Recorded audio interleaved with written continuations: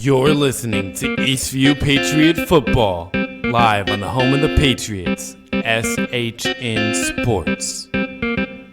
Hey, it's going to be tough. It's going to be hard. You're going to go out there, you're going to battle, you're going to fight. You're going to do it for one, you're going to do it for one another. Do it for each other, you're going to do it for yourself, you're going to do it for us, and you're going to go out with this win.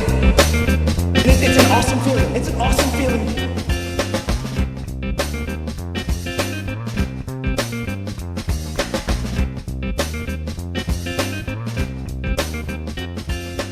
Good evening, everyone, and welcome to Cougar Stadium at Canyon High School here in New Braunfels, Texas, where we are just about set for your Eastview Patriots to take on the home team, Canyon Cougars, in the first true road game of the season.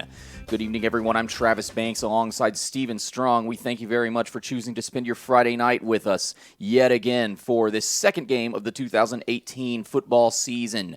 Stephen, last week, Eastview's home opener against Westwood did not turn out the way they had hoped. They ended up coming out on the losing end of a 38-21 game, and they're looking to bounce back against another 6A football team here in Canyon High School, Stephen. Yeah, that's exactly right, Travis. Last week did not go as planned to start off the season.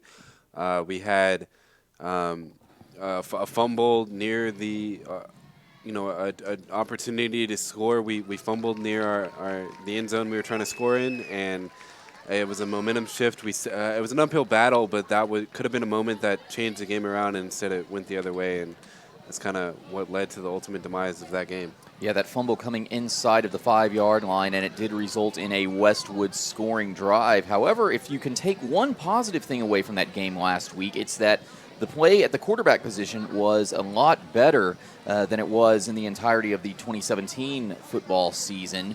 Jackson Colson getting the start for Eastview last week, and we can only assume that he's getting the start again this week. No interceptions. Had a couple of touchdown passes. I'll go back to my records, and he had three touchdown passes on the night. All three of Eastview's scores were in the air. One of those touchdown passes to Devon Little, another one to two of those to Zion Hester as well. So Zion Hester looking to be a big playmaker again tonight. As you can see on your screen, the Eastview Patriots taking the field. Or at least you will be able to see that on the replay tomorrow night. Of course, UIL rules prevent us from showing live video on Friday nights. However, we thank you very much for listening to us. If you want to check out the video replay of this game, it will be available on shnsports.com around midnight tonight. As we await the arrival of the home team, Canyon Cougars, they themselves were victors last week, coming into this game 1-0.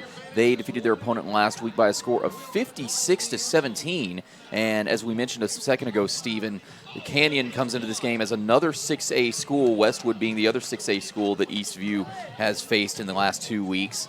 And it might be another difficult challenge tonight for Eastview. Yeah, I mean, it doesn't get any easier tonight than it did last week against Westwood.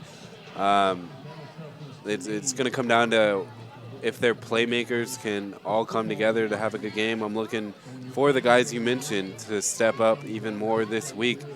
Jackson, if he can continue to protect the ball and find it to his playmakers, and Zion Hester and Devon Little, the offense is in good shape. The defense on the other end of things, they're going to need to step up tonight to slow down this Canyon offense, and hopefully they can rise up to the task, Travis. As you can see, Canyon Cougars making their way onto the field through their inflatable Cougar. You know, we're right here in New Braunfels, Texas. Many of you who have ever visited Schlitterbahn from the Austin area probably have seen this stadium before. It's right on I-35, right next to that highway exit you take to get to Schlitterbahn, and we're right in the shadow of one of my favorite places to visit whenever I come down to the San Antonio area. That is Buc-ee's, Stephen. I know Hallelujah. The two of us are going to go over there after this game. Absolutely we are. It's a must. It's a must. It was pretty stormy earlier this afternoon. No thunderstorms, luckily, but a little bit of rain in spotty areas throughout the Austin area. It looks like that has all cleared up. I'll knock on, this desk is not made of wood, but I'll knock on it anyway. Hey, we're trying. Yeah. that we'll hope that none of that rain comes back throughout the course of this game, as there were several games in the Austin area that were delayed or flat out canceled last night because of the bad weather. And the captains are making their way onto the field. The captains for Canyon High School, number 30, James Perez. Number 1, Xavier Perez, the quarterback.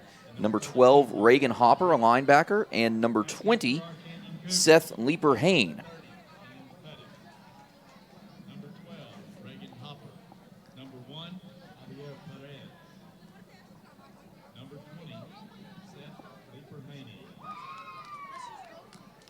Yeah, and out there for Eastview, we have Zion Hester, Jordan Espinosa, Mark Rodriguez, as they'll shake hands there at midfield.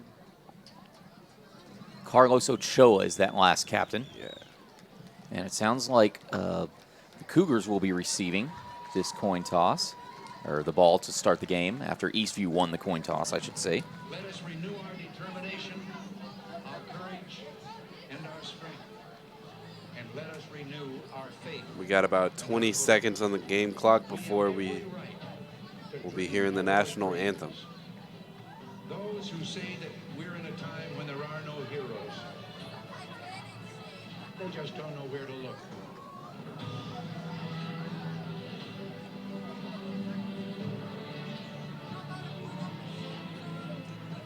If we look to the answer as to why for so many years we achieved so much, prospered as no other people. Fancy.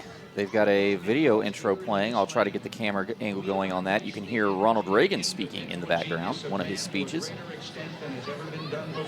Again, more reason to come back and watch this video replay later tonight. You'll get to see what we're seeing at. I've got the camera pointed at that screen right now. Jumbotron in this stadium is working this week. That's a plus for sure. A couple of technical difficulties at Birkelbach Field last week prevented the use of the crowd microphone and the Jumbotron in the stadium, so it feels good to sound like we're actually here at the stadium and not just calling the game from some random room. Yeah, and the turnout for this game, the Canyon shows up. We're on the home side where the press box is, above the home bleachers, and there is a lot of people here in the home side stadium. So they'll look to electrify their home team, as Eastview will try to pull off the upset. That's correct. It looks to be a packed house, or at least a near-packed house, and we will go ahead and take a pause for the national anthem. ROTC Air Force will be presenting the colors, carrying the American flag, Cadet Major Wesley Garza, Corps Commander. The American Guard, Cadet First Lieutenant Tyler Dorr, the Vice Corps Commander. Carrying the Texas flag, Cadet Second Lieutenant Hunter Grimsley, Cadet Corps Inspector General. And carrying the Texas Guard, Cadet Second Lieutenant Albert Frank, Mission Support Squadron Commander. Ladies and gentlemen, our national anthem.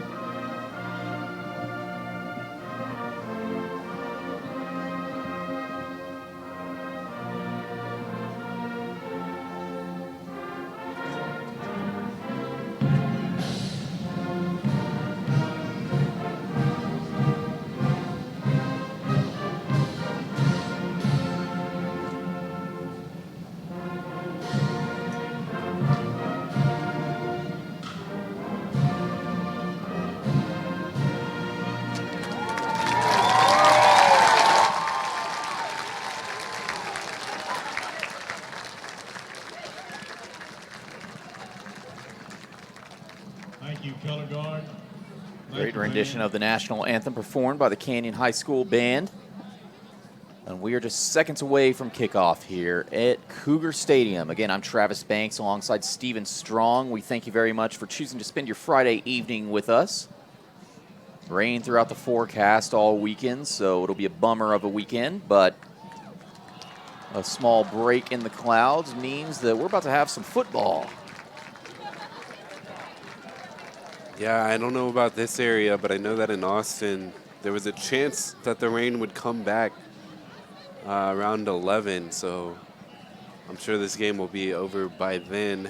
Hopefully on our drive home we don't run into anything, but if we do, that's fine. But yeah, like you said, Travis, a beautiful night for football here in New Braunfels. I know the rain is going to come back at least tomorrow at some point. It's scheduled to affect both the Texas game against Tulsa in Austin tomorrow, as well as the Texas A&M game against Clemson over in College Station. I'm going to be at that game, not to brag or anything, but there is expected to be something like 100% chance of thunderstorms. So hopefully there's no lightning delays or anything in either of those two games. I know the Longhorns and the Longhorn fans are looking forward to getting back at home to DKR. Yeah, and looking to get their first win of the year, as are the Patriots. They will have that chance. If you're just tuning in, Eastview won the opening coin toss and elected to receive.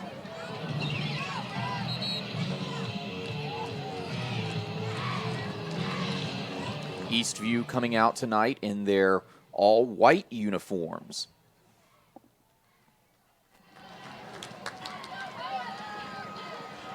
Eastview coming out in their all-white uniforms tonight. The white helmets with the Stars and Stripes logoed EV on the helmets.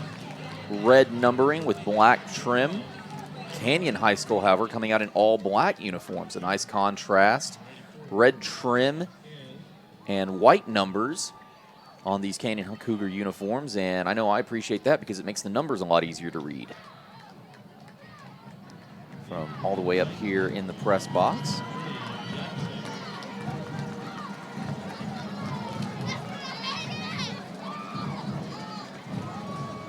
Odd formation for the Cougars as they get ready to kick off.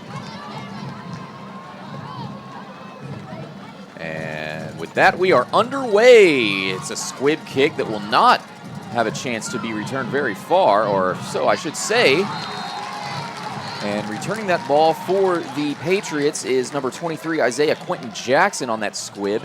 He gets a decent return, brought down around the 35-yard line, and that is where the Eastview Patriots offense will set up for their first drive of the game. Yeah, I like that they are going to receive this to start the game. Jackson Colson had a heck of a game last week. He was named offensive MVP in his first start this season, and he'll look to build off of that. And the Patriots will come out in a shotgun formation. Two running backs, two receivers to the left side. Jackson Colson takes the ball, and he has a man to his left. It is caught at the 35-yard line, and that receiver makes it all the way past the 40, near the first down marker. Do not believe he got the first down. He's about a yard or two short. Making that catch for the Patriots is Devon Little. Yeah, they opened up the game with the play that they had a lot of success with last game, and they go to it right there. Brings up, that was a first down catch by Devon Little. Jackson Colson on first down. He drops back to throw again. Pass falls incomplete as the offensive line pretty much collapsed around Jackson, and he had to throw the ball away. No choice there. Yeah, it looked like a little bit of maybe a miscommunication between Colson and Little on that route. Little kept going. Colson thought he was going to come back. See if they can connect here. Brings up 2nd and 10 from the 43. Jackson Colson takes the snap, fakes a handoff to Zion Hester. He's got a man wide open at the 40-yard line. He's got that catch. That's Devon Little. Devon Little is gone. 43 yards. I'm sorry, that would be 57 yards from the other side of the 50. Devon Little in 32 seconds scores just like that. You cannot ask for a better start to this game if you're the Patriots. You come out, you receive the ball to start this game, you run a couple plays, get a couple completions for young quarterback Jackson Colson, and then go for the bomb on the play action, and Little strolling into the end zone untouched. What a play. And the extra point is up and good. What a start for the Patriots, Travis. That is exactly the kind of start they were looking to get last week against Westwood. And just like that, the Patriots lead it 7-0. Again, 57-yard throw from Jackson Colson to Devon Little. And obviously, Stephen, Devon Little broke away from his defender. He was wide open whenever Jackson Colson threw that pass. And what else needs to be said? Devon Little just broke away using his speed. And before you know it, Eastview is leading Canyon 7-0. We should add that this is also the first lead of the season for Eastview, as they trailed Westwood for the or did they? Wait, no, they scored the first touchdown. That is my mistake. No, they led Westwood 7-3 at one point last week. My apologies. I've already forgotten about that first quarter. So this is not Westwood's first, or this is not Eastview's first lead of the season. This is not Westwood at all either. I'll be quiet and wait for the kickoff now. You're all good, Travis. But, I mean, coming into this away game, you're the visitor in a town, you know, a bit away from your home, and doing that in front of this home crowd, it's kind of silenced them a little bit. And coming out 3 plays and a touchdown in 32 seconds, it's huge for the Patriots. Kick goes high and will be returned by one of the up men for Canyon. And that up man breaks away and makes it almost to the 50 before being brought down. And he lost his helmet on that play as well. That looked to be, looks like that was number 48, Michael Bassett, the tight end, returning that kick for Canyon.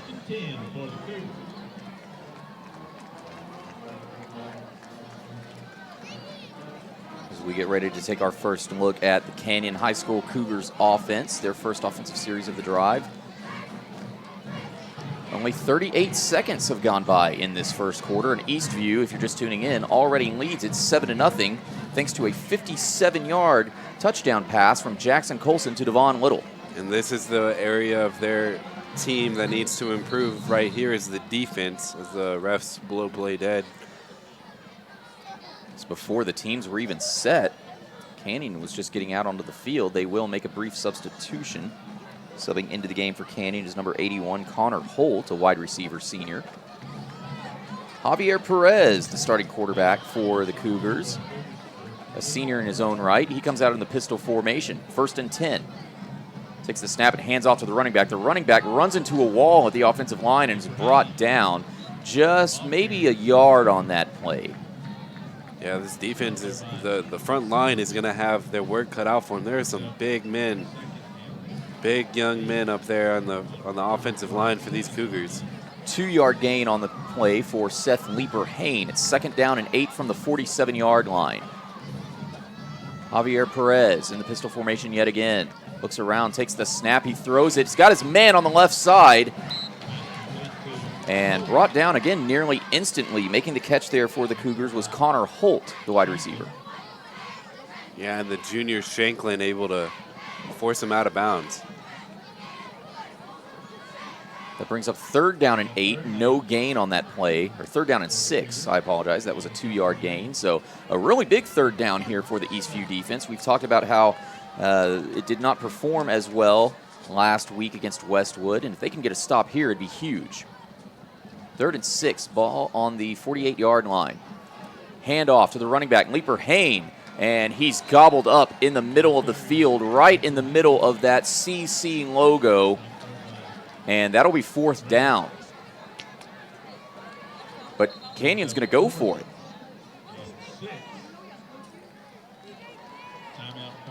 Well, perhaps they're not going to go for it. They're going to think about it a little bit. Yeah, a timeout has been called. We'll go ahead and keep it right here with 9:57 remaining here in the first quarter. Eastview leads it 7-0. Again, I'm Travis Banks along with Steven Strong. Thank you very much for choosing to spend your Friday evenings with us as we come to you live from Cougar Stadium here in New Braunfels, Texas. We're just a stone's throw away from Schlitterbahn, the hottest, coolest time in Texas. And we'll take this opportunity to remind you that we are looking for sponsors for these broadcasts.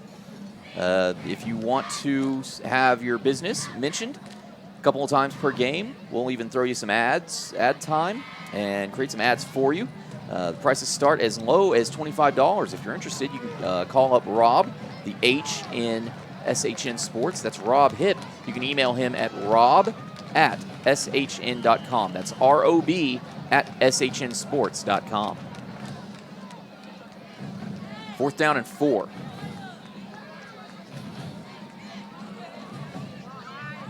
It's a high snap, and it's a fake.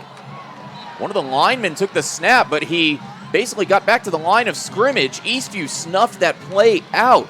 They were the ones who called the timeout. I think that's exactly what Coach Davies wanted to talk to his team about, but the Cougars go for it on 4th down and are denied. It'll be a turnover on downs right at the 50-yard line. 9:53 remaining in the first. Eastview leading 7-0. Yeah, they continue to have the momentum go their way here early on in this game. I am not sure what the Cougars were trying to accomplish there on that fake snap to the lineman. Just not enough speed to get to the edge, and ends up being a turnover on downs. 1st and 10, shotgun formation. It's a handoff to Zion Hester. Zion breaks through up the middle and makes it to the 1st down marker. We'll see if the referees give him the 1st down. I believe he'll be a yard or two short, and it'll be a hurry-up offense for Eastview. 2nd down and 2.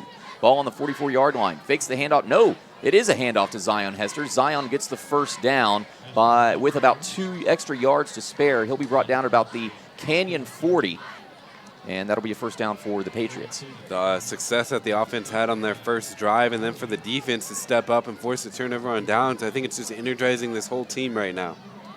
1st and 10. Oh, there's a jump on the line, and it looks like Canyon is going to be called for offsides. Yeah, they jumped.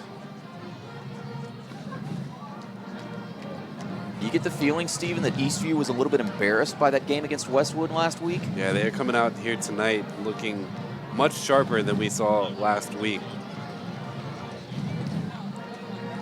And Canyon will be penalized for offsides. That'll result in Eastview getting some better yardage. 1st and 10 from the 41-yard line. Handoff to Zion Hester from the shotgun formation. Hester running up the middle. Gains a couple of yards. Actually, more than a couple. He got a 1st down yet again, and it's a hurry-up offense. 1st and 10 from the 30-yard line. Jackson Colson takes a break in the shotgun formation to look over to his sidelines for instructions, and he's calling an audible. 2 wide receivers on his right side. Colson takes the snap, fakes a handoff to Hester. He throws to the left. He's got Devon Little on the left side. Devon Little makes the catch inside the 5. Devon Little makes the catch exactly on the 5-yard line and is brought down. And just like that, it's 1st and goal for the Patriots. And they're in a hurry-up offense yet again. That was a 25-yard throw to Devon Little. And here's a handoff to Hester. Hester runs to the right side, gets his around the corner and into the end zone. Touchdown, Zion Hester. 5 yards out, Eastview leads it 13-0 with 8:42 remaining in the first. You know, Travis, I thought that first drive was impressive with their quick strike ability, but this drive was even more impressive. They showed a little bit of everything. Hester is running hard tonight. He's running shifty tonight. He's having his way with this defense, and Colson has been putting the ball on the money all night. And Hester rewarded with the touchdown there as he tries to go for 2 and jukes in as the conversion is successful for the Patriots. Zion Hester scoring his first touchdown on the ground of the season and a 2-point conversion to go along with it. So just like that, Eastview leads 15-0 over their 6A adversary, Canyon High School. I did not imagine this kind of start coming from Eastview, if I can be honest with you, Steven. I mean, I thought there was a chance they could hang around, maybe keep it close for a little bit, but to be up 15-0 here, not even halfway through this first quarter, it's impressive. It's definitely impressive, and it's good to see. And those kids have to feel good down there. And hopefully they can keep this going and keep the momentum on their side. This defense can step up once again here in a second. You know, this 2-point conversion, going for it and making it so early in the game. It leaves you a little bit of breathing room depending on how the rest of the game goes. If Eastview is able to maintain this lead, they'll be set. But if Canyon comes back at any point, they'll have to go for 2, and that could end up costing them the game. That could be a difference maker. Yeah, that's a good point, Travis. That 2-point conversion that really seemed unnecessary at the time could be a huge factor in the rest of this game. Reed Honstein set to kick off for the Patriots. 2 Canyon Cougars back deep to return. Honstein's kick is up. It is deep, and it has a chance to be returned. And it will be taken at about the 15-yard line by a Cougar who gets hit at the 25-yard line and brought down. Returning that ball for the Cougars was number 24, Cameron Lucas, a linebacker. Making that tackle, I believe, Darian was Shanklin. Darian Shanklin laid the wood there on that hit. Brought him down hard. Eastview has all of the momentum right now because that was a one-on-one situation in pretty open field. And good job to Shanklin for being able to just hold on and make that tackle. Coach Davies has definitely been working on the fundamentals with this team. So 1st and 10 from the 27-yard line for the Canyon Cougars. Javier Perez. It's a handoff to the running back. And he's brought down at about the 35-yard line. Running back, Leaper Hain, and he's tackled by Shanklin yet again. It's a 7-yard gain for Leaper Hain and brings up 2nd and 3 from the 34-yard line. Javier Perez takes the snap, hands it off to Lane again, and Lane breaks free, and he's got a whole bunch of empty field in front of him. To the 20, to the 10, and he's brought down inside the 10 by 2 Eastview defenders. I think it's going to be DK Little credited for the tackle on that play. Isaiah Quinton Jackson with the hustle to go all the way and catch up to him and bring him down, but a heck of a gain for the Cougars as they get a little bit of momentum back. But if Jackson's unable to make that tackle, that's the touchdown. A 66-yard run for Seth Leaper Hain sets up a 1st and goal from the 10-yard line. Pistol formation for the Cougars. Quarterback Perez hands the ball off to Leaper Hain yet again, and Leaper Hain breaks through the middle and is tackled just shy of the goal line. Probably around the 2, maybe the 3-yard line. A touchdown-saving tackle for the Patriots. Yeah, it looks like they're going to hurry it up a little bit here inside the 5.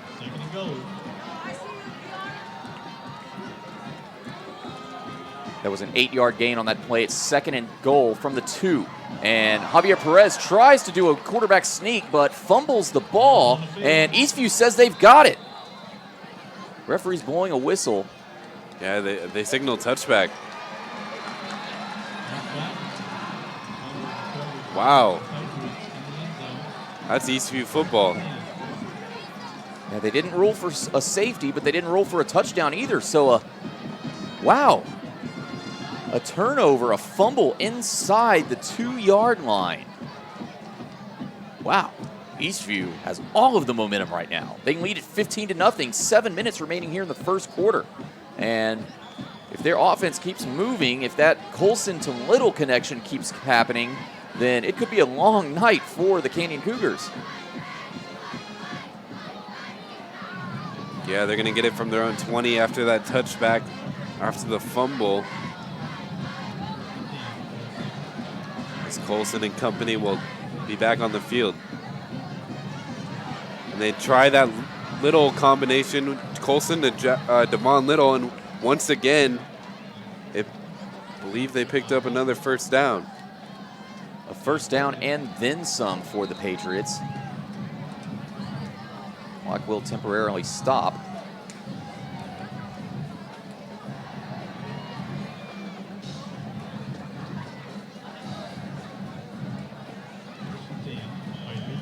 First and 10 for the Patriots at the 35-yard line. Jackson Colson hands the ball off to Zion Hester. Zion has a big hole in the middle, Can't quite make it to the first down marker, but he's got 8, maybe 9 yards on that play. Brings up second down. And it'll be a hurry-up offense for the Patriots as they're back in the pistol formation. Handoff to Hester again, but he's blown up at the line of scrimmage. There was great penetration by the Cougar defensive line on that play. And it'll be a huge loss. Brings up third and quite a bit. Loss of a couple. Brings up 3rd and 4. Ball will be marked at the Eastview 41-yard line. It's 3rd down and 4 officially. We are halfway through the first quarter. Colson in the shotgun formation, 2 receivers on each side. Oh, it's a bad snap. It's high, and Colson able to get control of the ball, and he's able to throw it away, but a disastrous 3rd down effort for Eastview should lead to a punting situation. Yeah, it looked like he either wasn't ready for the snap or the snap had some snap on it. He just couldn't handle it. It kind of went through his hands and over his head. Lucky to even get that one back in his grasp and throw it away. Well, Jackson Colson also sent Zion Hester in motion as if Hester was going to act as a 5th receiver on the field, but the snap was high. Colson was, to his credit, able to maintain control of the ball. He was able to pick it up off the ground and roll out to the right side and throw it away. As Reed Honstein out to punt, and the punt takes a Canyon bounce and will be down about the Canyon 40-yard line. So really good field position for the Cougars here on their second offensive drive of the game. Yeah, they had some success on their last drive. A fumble on the goal line by Perez stunted it, and they weren't able to score. Hopefully this defense can tighten up a little bit more and not allow them to get all the way down there this time. Again, if you're just joining us, Eastview leads at 15-0 over Canyon. I'm Travis Banks alongside Steven Strong. Thank you for joining us tonight. It'll be 1st and 10 from the 41-yard line for Javier Perez and his Canyon Cougars. Javier comes out in the pistol formation. He hands the ball off to Leaper Hain, and Leaper Hain is stuffed at about the original line of scrimmage by a wall of Eastview defenders and has nowhere to go. 2nd down. Yeah, credit Ben Simons as well as I believe it was Christian Cortez, the senior, stopping that before it could get going, as they lost a yard there. That was actually a loss, yeah, as you said, Stephen, actually a loss of 1 yard. Brings up 2nd and 11 from the 40-yard line, and Canyon is taking their time. 12 seconds remaining on the game clock, on the ball clock, play clock. Perez sends a man in motion from right to left, and Perez is going to keep the snap and roll out to the right side himself on a scramble, but he can't get around the edge of the offensive line, and he's brought down after a short gain. It'll be 3rd down.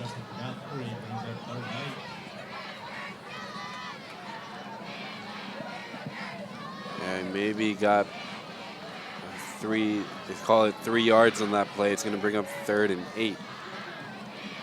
From the Canyon 43-yard line, another big 3rd down and a series of them for the Patriots as they have all of their men stacked up at the line. He might go through the air here. We'll see.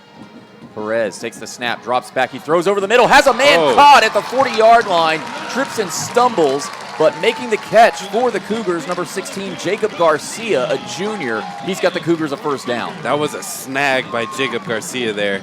It was a terrific throw on the money, but almost zoomed past Garcia. He was able to put his hands up and bring that one in. What a catch. Perez obviously saw something in that there was only one defensive back on the field for the Patriots. And he's the one that saved that from being a touchdown. And now on 1st down, a quick pass falls incomplete for Cannon. It's a bit of a bubble screen intended for Callan Farr. Yeah, Farr unable to bring that one in. He had a chance to, but even if he did, he would have gotten popped and wouldn't have gone very far. Yeah, bubble screen with no protection. 2nd down and 10 from the Eastview 39-yard line. Javier Perez in the pistol. Leaper Hain, the running back in the backfield. Perez takes the snap. It's a bad snap, and it falls on the ground, and Leaper Hain has to pick it up himself and roll out. He gets the ball back to about the original line of scrimmage. Might have lost 1 yard, which is better than where the ball was at about the 50-yard line. And That brings up a 3rd and long for the Cougars. Yeah, Cortez finally the man to force him out of bounds. But a good job by Payne to keep it alive as long as he did. And we have got an injured Patriot on that play. So we'll take a brief timeout. We'll keep it right here, though. Again, Eastview leading it 15-0 over Canyon. 3:56 remaining here in the first quarter. I'm Travis Banks. He's Steven Strong. We thank you very much for joining us tonight on Friday Night Football on SHN Sports. And again, we are always looking for advertisers and sponsors. If you'd like to have your business mentioned a couple times per game, the rates start as low as $25. And get in contact with Rob Hipp, the H in SHN Sports. You can find him at Rob, R-O-B, at SHNsports.com. Again, that's Rob, R-O-B, at SHNsports.com. And that injured Patriot is up and runs off the field under his own power. So 3rd and 12 from the 42-yard line for the Cougars. Perez in the pistol. Leaper Hayne, the running back. 2 wide receivers on each side.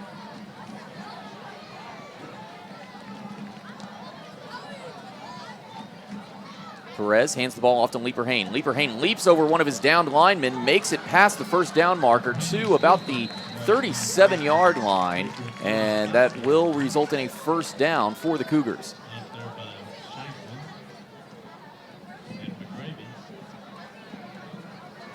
Sorry, they were short. They made it back to the original line of scrimmage. Yeah, Leaper Hayne living up to his name there, leaping over some wannabe tacklers, and then looks like they're going to go for it here. 4th and 6 from the 36-yard line. Again, shotgun formation, a fake handoff to Leaper Hayne, and Perez rolls out to the right side, throws the ball intended for number 16, Jacob Garcia. It falls incomplete, which will result in a turnover on downs for Eastview, but Garcia's not happy. He's looking around for a pass interference flag, and he will not get one. That will result in another turnover on downs for the Eastview Patriots. So, Steven, in 3 offensive possessions for the Canyon Cougars, 2 of them have resulted in failed 4th down plays and turnover on downs, the other being a fumble at the 2-yard line. Yeah, I mean, I'm a little surprised, but I'm very proud of this defense for the Patriots to be playing the way they're doing, to be ball hawking the way they have been. 1st and 10 from the 36-yard line for the Patriots. Jackson Colson takes the snap, throws to the right. It's caught. Making the catch at the 35-yard line is Kobe Kavanaugh. And he doesn't have much room to work with there. That'll bring up 2nd down. He might have gained a yard on that play. There's a lot of traffic going on around the catch. Kavanaugh able to bring it in, but no real place to go with it. 2nd down officially. And it's another bad snap. Goes over the hand of Jackson Colson, and he has to slide on the ball. That is a huge loss as the ball bounces to about the 17-yard line, and that'll result in a loss of almost 20 yards. Yeah, that time the ball kind of rolled instead of popping up. He was lucky to slide on it. Good effort by Colson, but I'm not sure what's going on with the snap. I mean, it's near his hands. It's hitting his hands. I just don't know if he's not expecting it yet or why it's going through his hands and flying past him. That's about the 3rd bad snap in a row for the Patriots, it feels like. It's 3rd and 23 as the play is blown dead just before it could even begin, and it looks like Coach Davies is going to call the 2nd timeout for Eastview. And that is indeed what's going to happen. Eastview has 1 timeout left as they lead 15-0 over Canyon with 1:45 remaining here in the first quarter. Ball will be spotted on the 18-yard line officially. Again, we thank you for joining us tonight for Friday Night Football on SHN Sports. I'm Travis Banks. He's Steven Strong. Pretty cloudy skies tonight as the sun has just about set here in New Braunfels, Texas. We're a stone's throw away from Schlitterbahn, the really fun water park. If you have yet to be there, I know there's a lot of new people moving to the Central Texas area from outside of Texas, and you got to go to Schlitterbahn. I think they're pretty much closed for the rest of the year, but they'll be back open. I think it's April. They're open on weekends. April and September, they're open weekends only. And then Memorial Day to Labor Day, they are open 7 days a week. So you got to go there. 3rd and 23. Jackson Colson takes the snap, rolls out to the left side. He gets a pass off and nearly intercepted, intended for Devon Little, but it is batted down at the 40-yard line, and that will result in a punting situation for the Patriots, the first one of the evening. Yeah, Colson trying to go deep there, kind of had to float it up. Gave all the time in the world for the defenders to come try to make a play on the ball, and lucky that one wasn't intercepted. Very lucky there as Reed Honstein comes out to punt the ball away. Set back deep to return for the Canyon Cougars is number 13, Payne McKay, a senior defensive back. And Honstein's punt is up, nearly blocked, but he's able to get it past the 50-yard line. Payne McKay will pick it up and try to return it, but he'll be brought down exactly at the 50-yard line, and that is where the Cougars offense will go to work after several disastrous results their last couple of possessions. 2 turnovers on downs and 1 fumble inside the 5-yard line, Steven. Yeah, I mean, the Eastview Patriot offense started off pretty hot, and that's the only reason they have this lead. Canyon hasn't been able to get much going throughout this whole first quarter, but hopefully the defense can continue playing the way they've been playing. 1:29 remaining here in the first quarter. Eastview leads at 15-0. Javier Perez comes out in the pistol formation for the Cougars. It's a handoff to Seth Leeper-Hain, and he's got a huge hole through the middle, and he is gone to the 20, to the 10, the 5, touchdown. Canyon scores their first points of the night on a 51-yard run from Seth Leeper-Hain. Yeah, you kind of got the feeling he was going to break one eventually. And when he found that hole, man, does he have some speed on him, and he was gone. There was no chance of anybody catching him on that one. He had a 66-yard run earlier, and adding to that 51-yard run as the PAT attempt is botched, and it's going to have to result in a failed 2-point conversion play. Actually, scratch that, it's caught. The desperation Hail Mary is caught at the goal line by number 42, Logan Anderson, a fullback. And just like that, the 2-point conversion is matched. It's a 7-point game. That's one of the most ridiculous things I've ever seen. But I mean, props to Canyon for making that work. Wow. So that makes the score 15-8. Eastview leads over Canyon High School with 1:20 remaining here in the first quarter. Yeah, and I mean, props to the holder for, the snap was a little low, the hold was questionable, but once he realized that he wasn't going to get the kickoff, he took off, tried to kind of consider running it in. He realized he had no space, looked up, saw a guy in the end zone, put it up, said, why not? What's the worst that can happen? And got the best that could happen, and the 2-point conversion successful.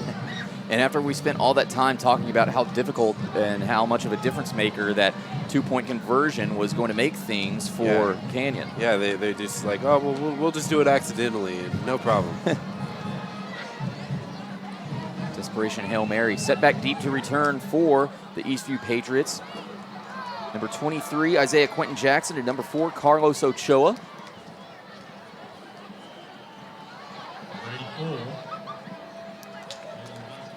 And number 84, my apologies, that's Jalen Vasquez, will be kicking the ball away for the Canyon Cougars, this odd kickoff formation. Kick is up and will be fielded at the 25-yard line by a Patriot. And he gains about 7 yards on that return. Making that return is number 24, Carlos Ochoa. Yeah, this offense is going to have to get going again. It's not a good time for them to get stagnant. Hopefully the center quarterback exchange can improve. Yeah, that loss of 20 on that bad snap really did the Patriots in on their last offensive drive. But they still have the lead, 15-8. They just need to do something to maintain the momentum, either a long drive and a field goal to get a 10-point lead, or by a touchdown.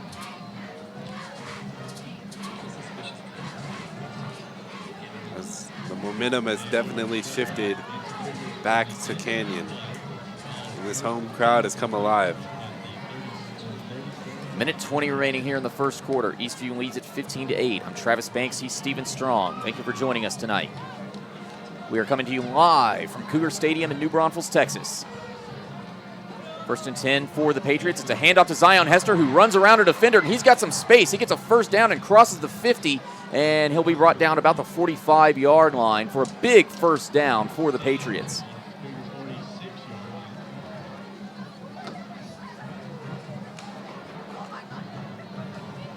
And they'll rule Zion Hester down at the 46-yard line, so it'll be a first and 10 from there as we have a minute left in the first quarter. Shotgun formation for the Patriots.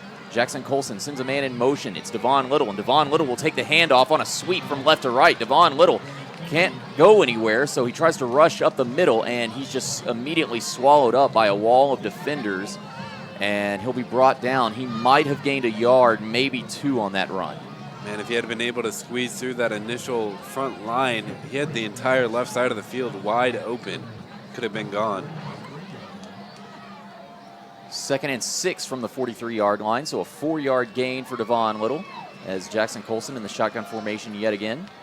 2 receivers on his left, 2 running backs out there. Colson takes the snap, throws to the right side. That pass falls short and is intended for number 24, Carlos Ochoa, but there was a miscommunication there as Jackson Colson pretty much threw the ball after a one-step drop back, and Carlos Ochoa was still running his route. Yeah, we've seen a couple miscommunications here between Colson and his receivers. You're going to have to get that figured out. 3rd down and 7 from the 43-yard line. Colson takes the snap, fakes a handoff to Hester. It's a screen pass to Devon Little. Devon Little makes the catch, and he's brought down about the 37, maybe the 38-yard line. But I do not believe he got the first down, and no, he did not. They're marking him down. So it'll be 4th down and short. And this is pretty much no man's land, and that will actually do it for the first quarter.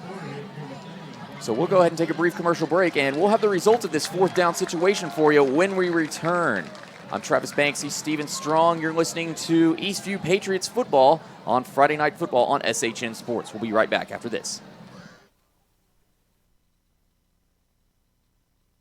This broadcast is under the direction and is copywritten by the Shoning Hip Network. Any rebroadcast, retransmission, use of sound bites and interviews, and use of any other content, including audio or video, without the direct written consent and permission by the Shoning Hip Network is strictly prohibited and protected by federal and copyright laws. All rights are reserved by the Shoning Hip Network and SHNSports.com.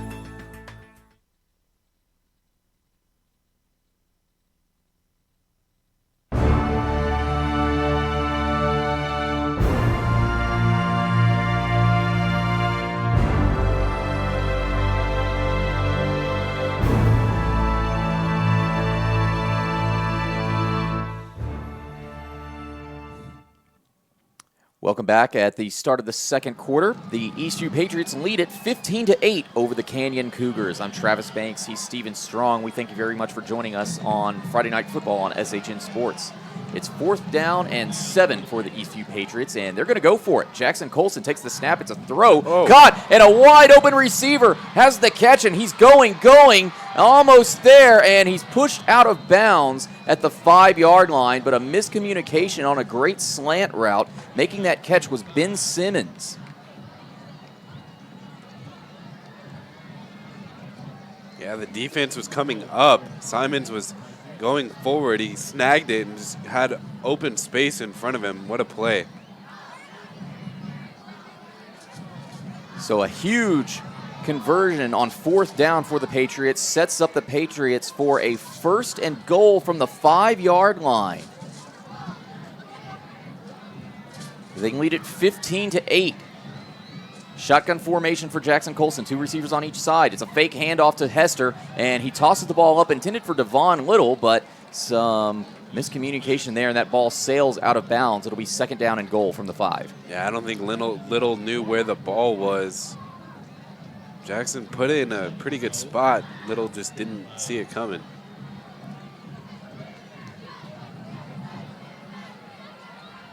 Just joining us, Eastview got out to a quick 15-0 lead over Canyon. And Canyon is trying to storm back on the legs of Seth Leapers-Hayne. And now Jackson Colson he hands the ball off to Zion Hester. Zion Hester tries to run around the edge, and he might have gained 2 yards on that carry. Brings up 3rd and goal. I think he got about a yard. So it's going to be 3rd and goal from the 4.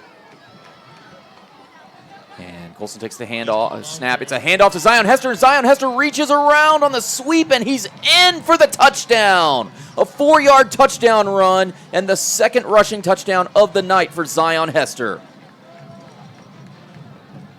Yeah, he almost got stopped there on the goal line on the right corner. Was able to kind of power through it. He's not known necessarily for his power. More of a shifty, speedy back, but that time got just enough to cross the line and get the Patriots the touchdown. Reed Honstein out to attempt the PAT. PAT is up, and it is good. So just like that, Eastview regains their 2-possession lead over Canyon with 11:18 remaining in the 2nd. Eastview leads at 22-8.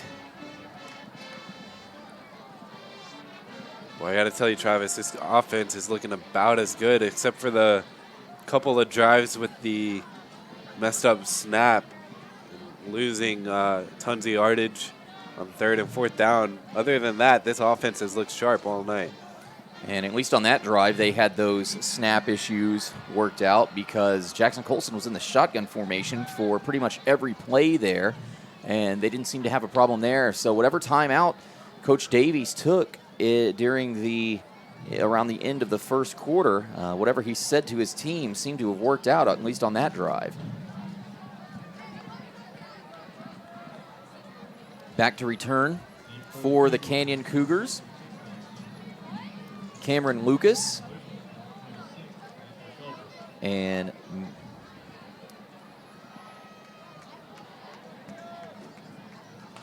Nathan Colbreth.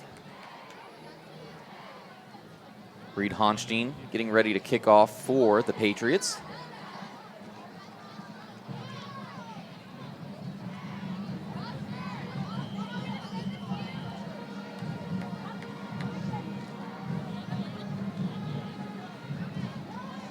Honstein's kick is up, and it has a chance to be returned. It's very deep here, and that actually flies into the end zone for a touchback.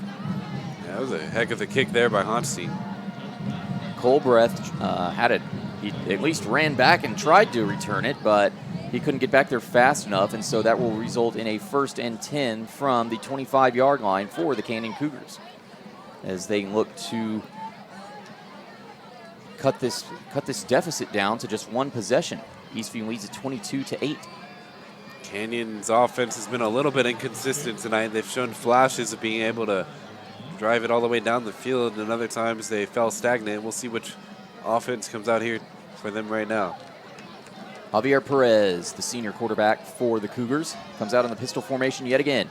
Hands the ball off to Seth Leapers-Hayne. Leapers-Hayne rushes up the middle and is able to get 3, maybe 4 yards on that carry. Brought down just shy of the 30-yard line, and that'll bring up 2nd down for Canyon. Yeah, Leaper-Hayne is a speedy guy. That time they were able to contain him pretty well. Already has a deep, long touchdown, their sole touchdown of this game.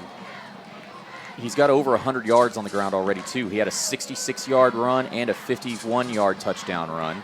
As Perez, play-action pass that is snuffed out by Eastview, and that receiver is hit as soon as he makes that catch. That'll be a gain of maybe 2 yards on that play. I believe Mark Rodriguez was able to stop him in his tracks there. It was Callan Farr making the catch for Canyon.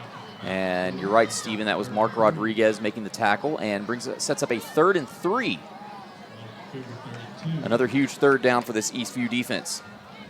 Cool thing about this 3rd down is that if they don't get it, they're likely to punt because they're deep in their own territory. Perez hands the ball off to Leapers-Hayne, and Leapers-Hayne rushes up the middle. He's got a first down and a little bit more. He's brought down in between the 40 and the 45-yard line, about the 42, maybe the 43, and sets up a big first down and a big third down conversion for these Canyon Cougars. He can go from 0 to 100 real quick, not to quote Drake. First and 10 from the 41-yard line for Canyon. Javier Perez in the pistol formation. He does not fake a handoff, but he throws it to number 16, Jacob Garcia. That pass is caught, but a quick pass does not result in many yards gained, and it looks like the Cougars are going to hurry up here. Another good open field tackle by Darian Shanklin that time. He's played pretty well tonight. He's gunning for that defensive MVP award that we give out at the end of every game. No monetary value. Just get, virtual pat on the back as a handoff to Seth Leapers-Hayne. Goes up the middle again, and he's brought down. We'll see where the referees spot the ball, but it looks to me like Leapers-Hayne has that first down at the 50-yard line. I think they marked him just short. So that will bring up a third and very, very short here. Ball is spotted directly on the 50-yard line for the Canyon Cougars. And Perez in the pistol formation yet again.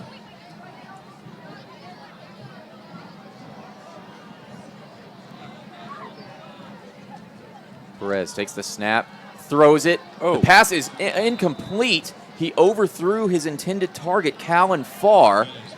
No need for a defensive play there for the Patriots as they bring up a fourth down, but it's such a short fourth down, Steven. I think Canyon's going to go for it. Yeah, it looks like they are. Mark Rodriguez was on the coverage there. He didn't have to do a whole lot. He was actually late getting over. What could have been a easy first down, it just sailed over his head. And Canyon will indeed go for it on fourth down. Perez hands the ball off to Leapers-Hayne. Leapers-Hayne rushes up the middle, and he's got the first down. Looks like he gained 2 yards on that play before being brought down, but the damage was already done. And finally, for the first time in 3 tries, Canyon converts a fourth down.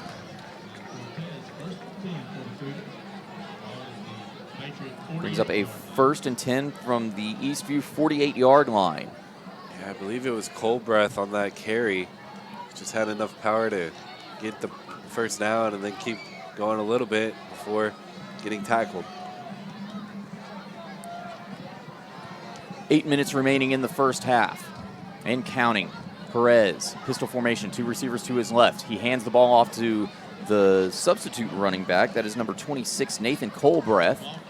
And Colbreth, who subbed in for Leapers-Hayne, gains a couple, but still brings up second down.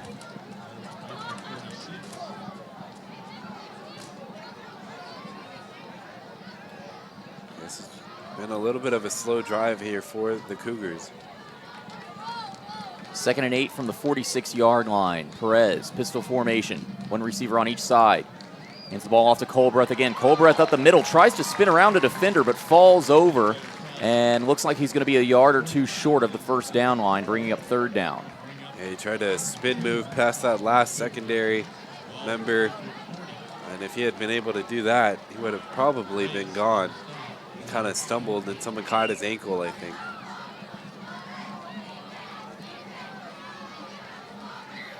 Under 7 minutes to go in the first half. 3rd and 2 from the 40. And Perez fakes a handoff, keeps the ball himself on an option, and rushes up the middle. And Javier Perez has a first down and is brought down at about the Eastview 30. So a huge first down for the Canyon Cougars. Yeah, Perez read that defense well. He faked the handoff and knew exactly what to do with it. Picked up a pretty big gain there on 2nd and 2.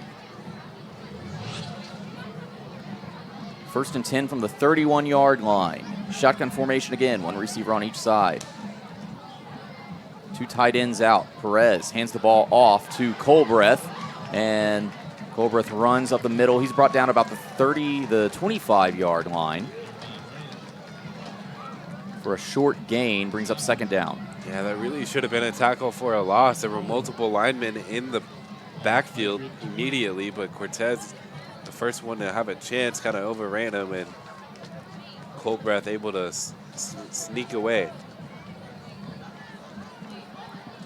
2nd and 4. Ball is on the 25-yard line. Pistol formation yet again. 2 tight ends, 1 receiver on each side, 1 tight end on each side. Hand off to Colbreth. No, it's a play action and nearly intercepted as Javier Perez was throwing towards the right side, and that pass was, there was no Canyon Cougar receiver in the vicinity, but Isaiah Quentin Jackson had a good shot at making that interception. Yeah, it was so much of a bullet and so kind of out of place of anything that even Jackson couldn't put his hands up in time to bring it in. Sets up 3rd down and 4. Shotgun formation again. Everybody on the right side for the Cougars. Perez in the pistol.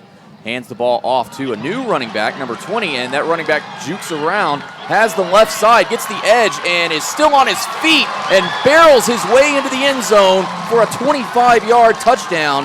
That was Leaper Hain again. He subbed back in, and he's adding to his incredible total with another 25-yard touchdown run, his 2nd of the evening. And that kid is a baller. He had their first touchdown earlier in the first quarter. Now here in the 2nd quarter, able to bulldoze his way into the end zone once again. As the extra point is up and good. The scoreboard says Canyon has 15, but it should read 16 if I'm not mistaken, Travis. No, they yeah, had you're right. They had the 2-point conversion earlier, and then the extra point here. So right. It's still a 1-possession game. All that wackiness with the 2-point conversions in the first quarter, but with 5:33 remaining in the first half, Eastview leads it 22-15 after Canyon cuts the deficit, and that is, by my count, we've got a 66-yard run by Seth Leaper Hain, a 51-yard touchdown run by Leaper Hain, and another 25-yard run. So that it puts him well over 120 yards for the game, and I'm probably missing a small run here or there too. Yeah, he's having a heck of a first half here tonight. Really keeping these Cougars competitive and in the game.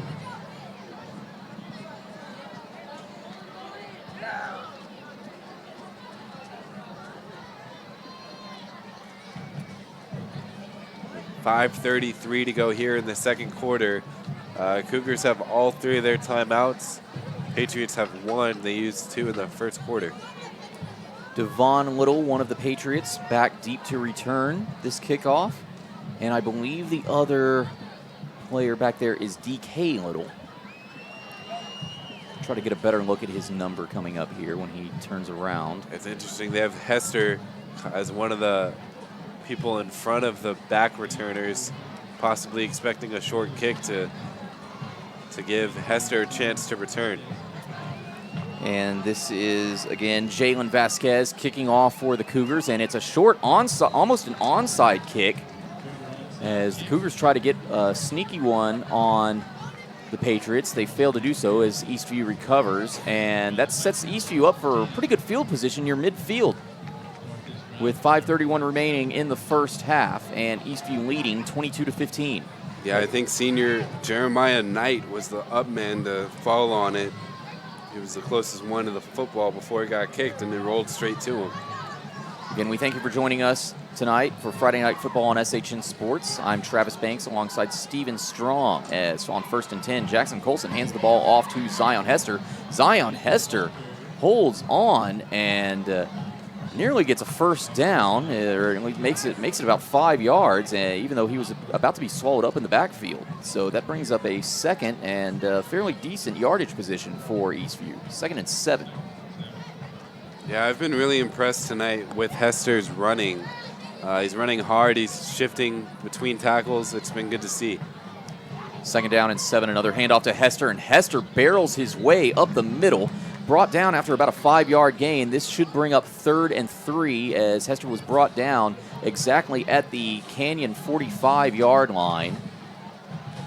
And you're going to have to help me out here, Steven, because they're doing that thing on the sidelines again with the first down markers where The line of scrimmage marker is being used as the first down marker. Yeah, I think it's right behind the ref where it says 3rd, 3. And the first down is next to it as Colson puts it up over the head of Devon Little, incomplete, brings up 4th down. Yeah, that was a bad pass by Jackson Colson. Devon Little had to jump for it, but it was even high there. I mean, Devon Little, wow, we knew he had a high vertical, but looked like he jumped over about 3 people in the air.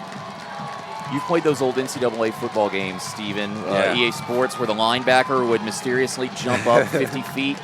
It's enraging, let me tell you. It was like one of those, and they go for it on 4th down, and it's a caught by Devon Little, a quick fade. But the even bigger thing there is that I believe Eastview was able to draw the Canyon Cougar defensive line offsides. So it was technically a free play. That's why Colson went for the fade route, and Devon Little caught it inside the 20. Yeah, you know, initially I thought it might have been a false start, but looks like it is going to be against the Cougars. Hats off to the offensive line and Jackson Colson for drawing the Cougar defensive line offsides. They knew they had the free play. Devon Little went for the fade route and made the catch, and he was brought down at the 18-yard line, and the clock continues to tick. 4 minutes remaining here in the first half. It's 1st and 10 from the 18. Jackson Colson on a screen pass. It's caught and brought down at the 15-yard line is Carlos Ochoa. It's interesting that 5 yards weren't added or taken away either way on after that last play. I think it's because they made the first down. Yeah, okay, they would have declined it. That makes sense. They declined the penalty. And now it's a direct snap to Zion Hester on 2nd down, and he rolls out to the right side, can't get around the edge, and is knocked out of bounds. He might have lost a yard or 2 on that play. That will set up 3rd down inside the red zone. And the good thing for Eastview is if they don't make this, they're in field goal range, but you always want to go for the touchdown. Yeah, Honstein's definitely capable of making a kick from out here, but the way this drive has been going, it'd be great to see it end in 6. And shotgun formation, 3rd and 7, ball on the 15-yard line. Jackson Colson, another fade route to Devon Little. He's wide open in the end zone. Oh, Devon Little drops the pass. He had it caught. He had his defender beat, but the ball just slipped through his hands. He couldn't maintain possession, and that brings up 4th down and 7. Little had all day to think about that one as it was dropped right into his hands. A terrific throw by Colson. Maybe too much time for Little to think about bringing that one in, as Honstein will come out and try to get 3. Jacob Vest was the cornerback that got burned by Devon Little on that play, and you know he's going to get a talking to in film tomorrow morning, because had that been caught, as a flag comes out on the attempted field goal, you know, Jacob Vest is going to get a talk to by his coaching staff, because if Devon Little had been able to maintain possession, that would have been 6 points instead of the attempted 3. And it looks like we've got a false start on Eastview, so that'll back everybody up 5 yards, and that will make this about a 37-yard field goal attempt for Reed Honstein. Yeah, he's definitely got the leg for this.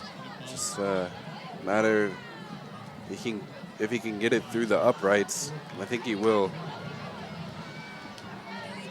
And it will indeed be 37 yards, a 37-yard attempt. Snap is good, kick is up. And it is no good. It was wide left, I think. Stadium PA announcer tends to agree with you, Steven. So with 2:49 remaining in the first half, the score remains Eastview 22, Canyon 15. Yeah, that's a bummer there.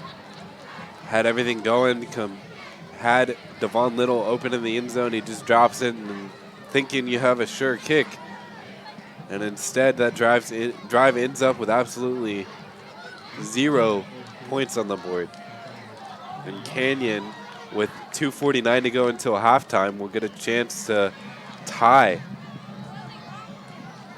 They're in a unique position because they have a lot of momentum, a lot more momentum than they had in the first quarter. but they have almost 3 minutes to work with, so they can score slow or they can try to score real quick. And on first down, Javier Perez attempts to roll out to the left on a quarterback scramble, a design quarterback scramble, and gains maybe 3 yards on that play, bringing up second down.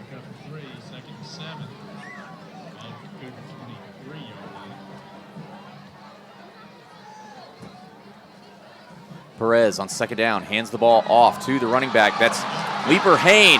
And Leaper Hain, he's got nobody in front of him. He breaks through the middle, and it looks like he's gone yet again. I'm sorry, that's not Leaper Hain, as he's brought down at the 5-yard line. That is his backup, Nathan Colbreth. Ran from the 23-yard of one side of the field to the 5-yard line of the other side of the field, and all of a sudden, Canyon they have themselves a 1st and goal. Number 23, Jackson there on the tackle, once again saving what could have been a touchdown. But yeah, a heck of a run there. They'll place that ball at the 6.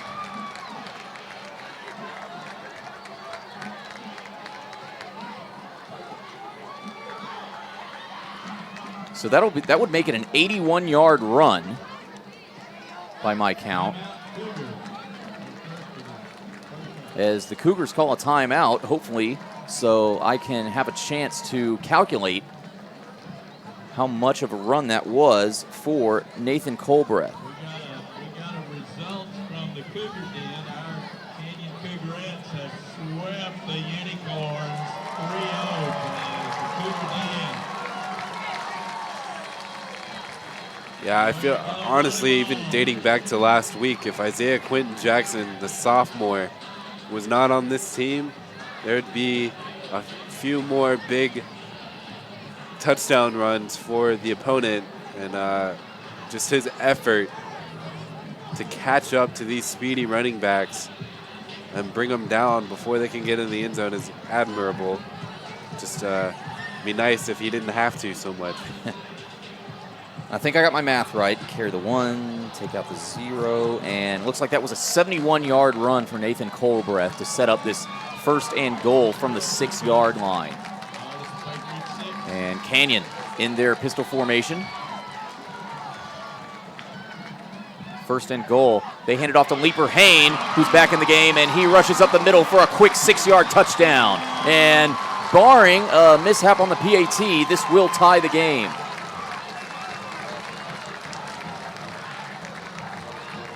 Not much to really say on that one, Steven.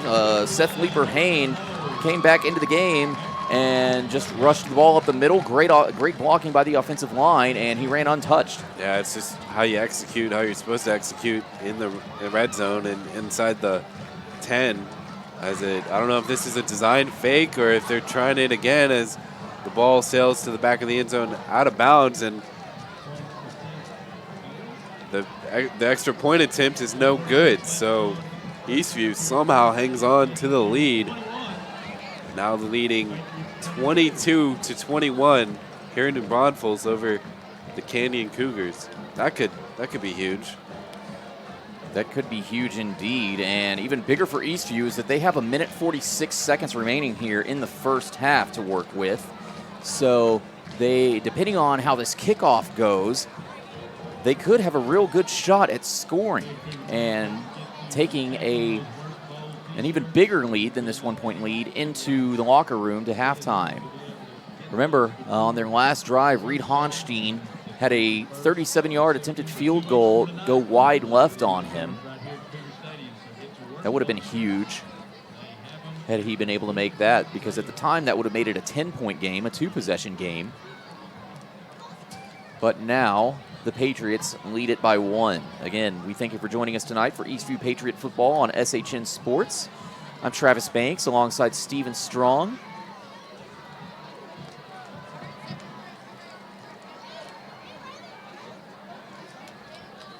This has been a good first half. It's had a little bit of everything, I think, Travis. I was just thinking that. A real exciting game so far.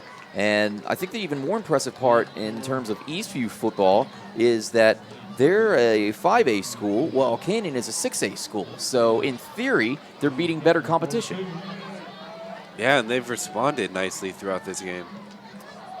Kickoff is short and will be caught by one of the up men. No chance for a return. Kicking off again was Jalen Vasquez.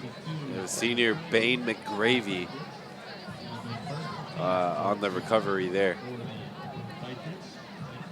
So that kickoff was down at about the 43-yard line. Eastview's 43-yard line, I should say. So decent field position. They're pretty close to the 50, and they have a real shot at doing something here. 1st and 10. Eastview leading by 1. They've got a minute 46 to work with here before the end of the first half. Colson hands the ball off to Zion Hester, and Zion Hester dodges a defender, and he's still on his feet, and he's still on his feet. He makes it near the first down marker. I don't quite think he got it.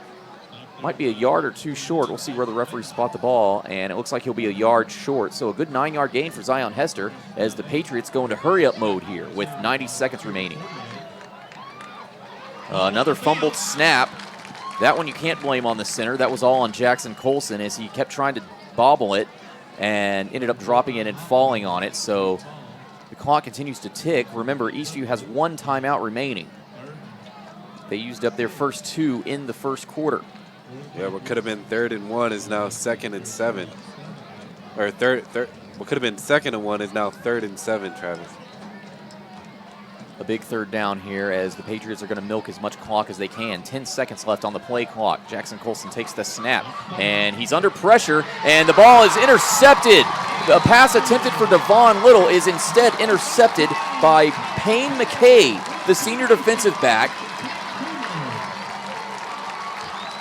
Not a smart play there by Jackson Colson. He was getting pressured. He tried to force it up to Devon Little. We saw him do that in the first quarter, and it was almost intercepted that time, fell incomplete. And if you do it again, chances are you're going to pay for it. And that time, an easy pick. Again, this defense has to come back onto the field. Yeah, Payne McKay was the defender who got that interception. And now 42 seconds for the Canyon Cougars to work with. See how aggressive they decide to be, down by 1. They're going to take a timeout, I think.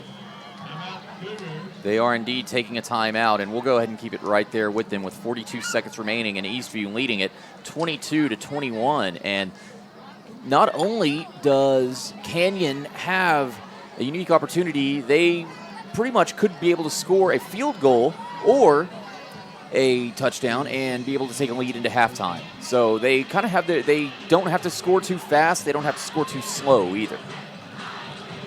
Yeah, I think they're going to try to see what they can get here in the first couple of plays early on. 42 seconds to go. If they can't necessarily make it to the goal line, maybe run a couple plays if they can get into field goal range. Put it up to try to go up before halftime. So it's 1st and 10 from the 43-yard line for Canyon. Javier Perez in the pistol. 2 receivers to his left, and Perez rolls out to the left side. He's got a man, falls incomplete on the left side. That pass intended for Callan Farr brings it up 2nd down. Yeah, Farr was open, had beaten his man. Perez throwing on the run, just off target there. Brings up 2nd down and 10, ball on the 40-yard line, 43-yard line.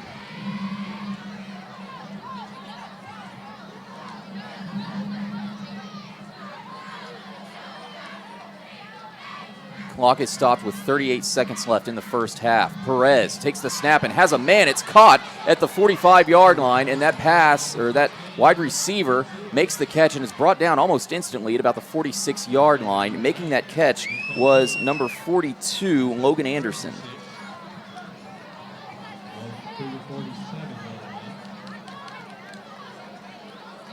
I'm sorry, that was number 16, Jacob Garcia, making that catch there. Brings up 3rd and 6 for the Cougars. Ball is snapped, but the referees blow the play dead. With It's It's a false start.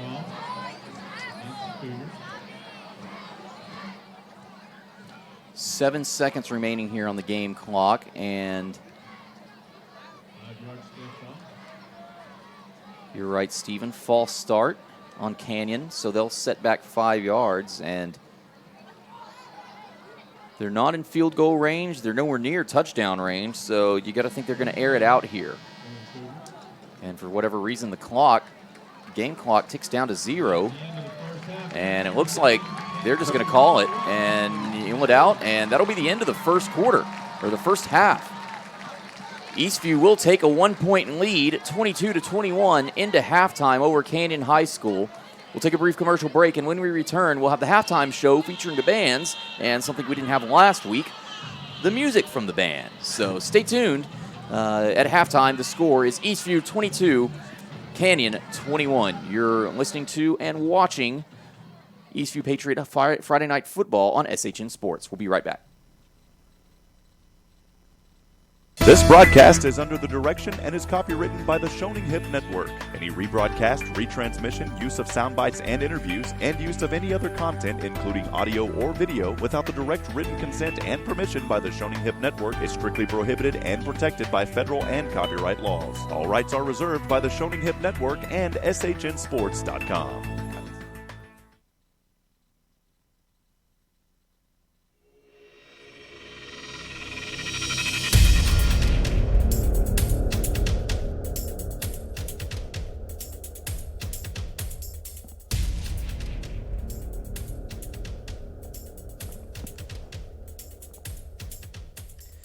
And welcome back here to Canyon High School, Cougar Stadium in New Braunfels, Texas. We're just about an hour south of the Austin area and maybe about an hour and a half south of Georgetown, where at halftime, the Eastview Patriots lead it 22-21 over the Canyon Cougars. I'm Travis Banks alongside Stephen Strong. We thank you very much for joining us.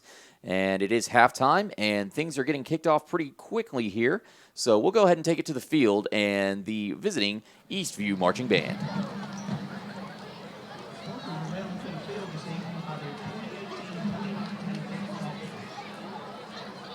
Junior Lieutenant Aubrey Jordan. Senior Lieutenant Jackie Adams. First Lieutenant Madison Rand. And their captain, Peyton Russell.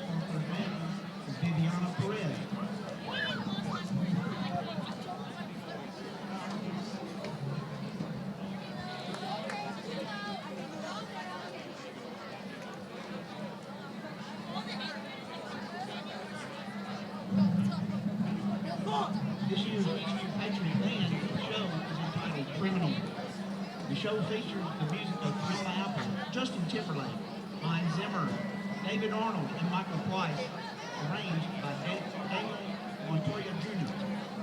Tonight, the ECU Patriot Band is performing 3 of these movements.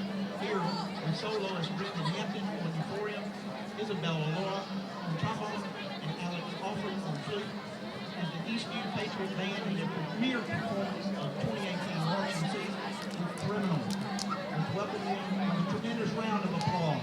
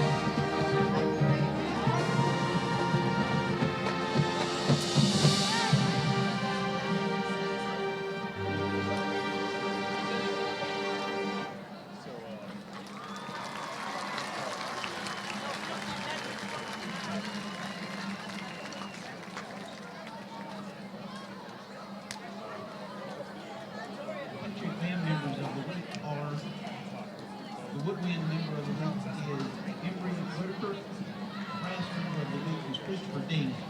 Percussion member of the week is Tyler Champagne. Guard member of the week is Bianca Rodriguez. Section of the week, the trumpet. Directors of the Eastern Patriot Band were Jesus Torres, Matt Moria, and Spencer Garrettson. Kane Cruz. Assistants from Christian Ray, Paul Nye, Isa Powell, and Tony Toko. Other Eastern Associated Band staff include Michael Butler, Jeff Owen, Claire Trowbridge, and Ariel White. First Independent School District Director of Fine Arts is Trevor Watson, with assistance from Amy Holmes and Rachel Parker. East View High School Principal is Dr. Dave Dean. Associate Principal is Dr. Alan Reese. And Assistant Principals are Dan Garza, Lisa Garland, Rebecca Lambert, and Cody Ross. The East View Patriot Band is sponsored by Cody Poole.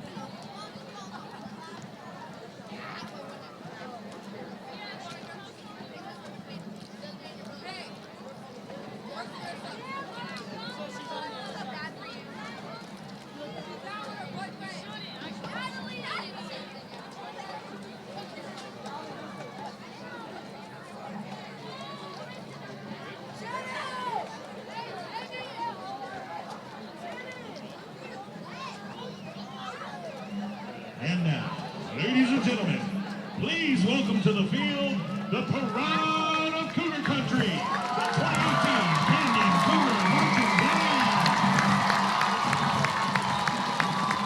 And under the direction of senior drum major Katie Arthur, Jordan Norris, and junior drum majors Mason Dowdy and Cole Duhall. Color guard captains are Anastasia Alcott, Rebecca Pennell, David Lockstead, Allison Winslow, and Tori White. The twirling captain is Presley Wireback. And section of the week is the trombone. The band members of the week are Luke Gillis and Lena Villarreal. The color guard members of the week are Maya Young and Maya Avila. The Cougarette dancer of the week is Sierra Solis. The Cougarette representatives for the month of September are Caitlin Kasperbauer and Emily Schmidt. The Cougarettes dedicate their spirit show performance tonight to the teacher of the week, Mr. Anderson. Thank you so much for all you do for our students. Tonight, the CHS Band will perform a spirited show featuring the color guard, Cougarettes, and twirlers to the music All I Do Is Win, Don't Stop Believing, and the final countdown.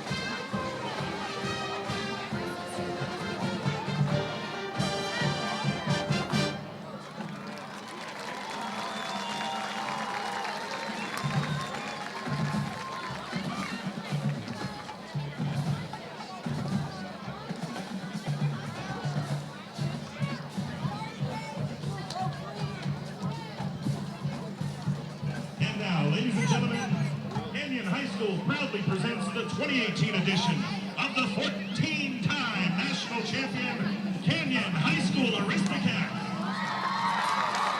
The Aristocats are under the direction of Taylor Goodman and assisted by Trish Durham and Corey Snyder.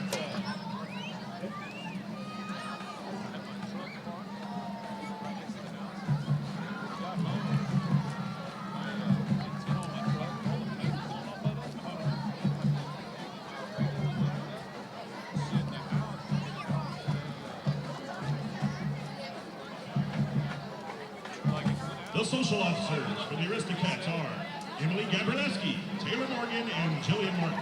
The dance officers are Junior Lieutenant Macy Aben, First Lieutenant Georgia Hudson, and the Aristocat captain is Grace Warden. The Aristocat of the week is Juliana Rubalcaba. Now sit back and relax as the Aristocats perform a precision palm routine to Knock on Wood.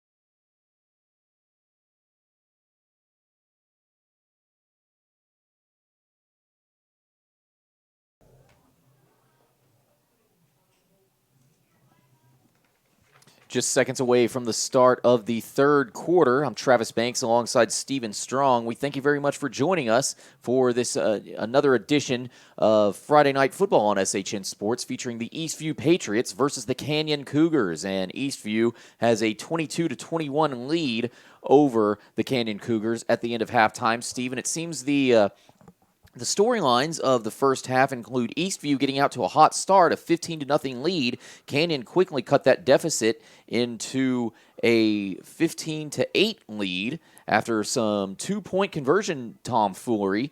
And the key for the Canyon Cougars has been they've done it all on the ground with their lead running back, Seth Leeper-Hain, having over 100 yards on the ground. Yeah, Seth Leeper-Hain has absolutely dominated this game. From his standpoint, honestly, the story of the first half, to me, the main headline has to be that Eastview is in the lead at all. I mean, playing a 6A school like Canyon as they take the field right now, it's just to go into halftime up one, to be hanging around with the Cougars. It's good and it's positive, and hopefully they can carry that the way they started this game into the start of this second half and come out with the victory. Well, the big advantage for Canyon to start this third quarter out is that because they kicked off to start the game, they will be receiving the ball, and they will have a chance to take their very first lead of the ball game. It was, well, for lack of a better term, a trilogy of errors for Canyon to start the game off, as they had 2 fourth down attempts that did not go through. They ended up being turnover on downs, and they ended up having a fumble on the 2-yard line as well when they were knocking on the door of the end zone, and Eastview was able to take advantage of every one of those mistimed plays by the Canyon Cougars, and they were able to jump out to a 15-0 lead, and that's been pretty much the ball game. Zion Hester has had a great night on the ground. Devon Little and Jackson Colson, that connection has been lights out for the most part for the Eastview Patriots. But the key story on offense is on the other team, the Canyon Cougars, Seth Leeper-Hain, and even the backup running back, Nathan Colbreth, had a 71-yard run in his own right. And sorry, Travis, but the way Zion is running tonight is about as good as I've seen him in terms of just finding his hole and running over wannabe tacklers. He just looks really good, and hopefully he can keep that going. He has. He's finally been able to get an edge around some of these defensive ends and break out into the open field on a couple of plays. Not a lot of long touchdown runs, but he did score his first couple of touchdowns of the season earlier in the first half. Meanwhile, Seth Leeper-Hain on the other side had a touchdown run of 51 yards, and he also had another drive where he had a 66-yard run that set up that fumble at the 2-yard line, and he had another touchdown from 6 yards out. Meanwhile, the 57-yard catch from Devon Little that opened up the scoring for the game, and put the Patriots up 7-0. Devon Little has had a good night through the air. You know, he's been kind of sneaky, but the Eastview lead would be a lot greater had Devon Little not dropped a wide open pass in the end zone towards the end of the second quarter. Reed Honstein out to kick for the Patriots, and the second half is underway. And this return will be taken by number 24, Cameron Lucas. And Lucas finally brought down after evading a number of defenders. He's brought down just after passing the 25-yard line, and that is where Javier Perez and the Canyon Cougar offense will go to work. Javier Perez having a pretty decent night for the most part.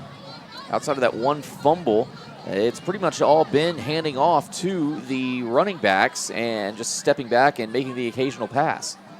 Yeah, they've had a pretty good balance. They've had a lot of success, obviously, with Leeper-Hain and Colbreth, but he has made the plays when he had to. 1st and 10 from the 27-yard line. Perez hands the ball off to Leeper-Hain, and Leeper-Hain is immediately hit as soon as he touches the ball, and it looks like it's going to be number 85, Stephon Reyes, who will be credited for that tackle, bringing up second down. Christian Cortez was also in the area to help Reyes bring him down. 2nd and 12, so he lost 2 yards on that carry. Pistol formation for the Cougars yet again, as they have been all night. It's a fake handoff, and Perez is going to keep the ball on an option, roll out to the left side, and he's quickly tackled after he crosses the 30, so a decent gain, and looks like he lost control of the ball as he went down. Eastview says he lost control and fumbled it, and Eastview says they have it. We'll wait for an official ruling from the referees, and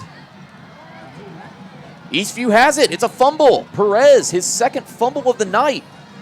Yeah, Perez was trying to keep his legs turning there, trying to pick up a couple extra yards. And as he kind of turned his back into the defender, someone else came up and kind of stripped the ball from his arms. And that's a play where you just kind of want to get down. You're not going to gain a whole lot more, if anything. Perez trying to make something happen and ends up coughing up the football. Terrific way to start for this Eastview defense, and we'll see what the offense can do here. So the Eastview defense that gave up 38 points last week versus Westwood has come out to play tonight with yet another big-time play. On 1st down, Jackson Colson has Devon Little way out there, overthrows, and falls incomplete. They were looking to go through the air quickly after that turnover, but Devon Little looked like he ran a different route, and Jackson Colson was expecting him to be in a different spot. Yeah, I think Colson was expecting him to fade outside. The Little had kind of run a post in and unable to connect. 2nd and 10. Ball is snapped. The play is blown dead. I see Zion Hester clapping his hands and then kind of shaking his head. I think he thinks that they got a false start. Hester, a 3rd year back here on varsity in his senior year, and it ends up being against the Cougars, right? That is what I'm hearing, an offsides penalty on the defense, and everybody's moving forward 5 yards, or at least towards the end zone 5 yards. So Eastview, 2nd and 5 on the 25-yard line, and now a false start for the Eastview offensive line, so that pretty much negates. Back we go. Yeah, back to the 30, so that'll be a 2nd and 10 from the 30-yard line. Eastview nursing that 1-point lead. Kobe Kavanaugh checks in and slot right.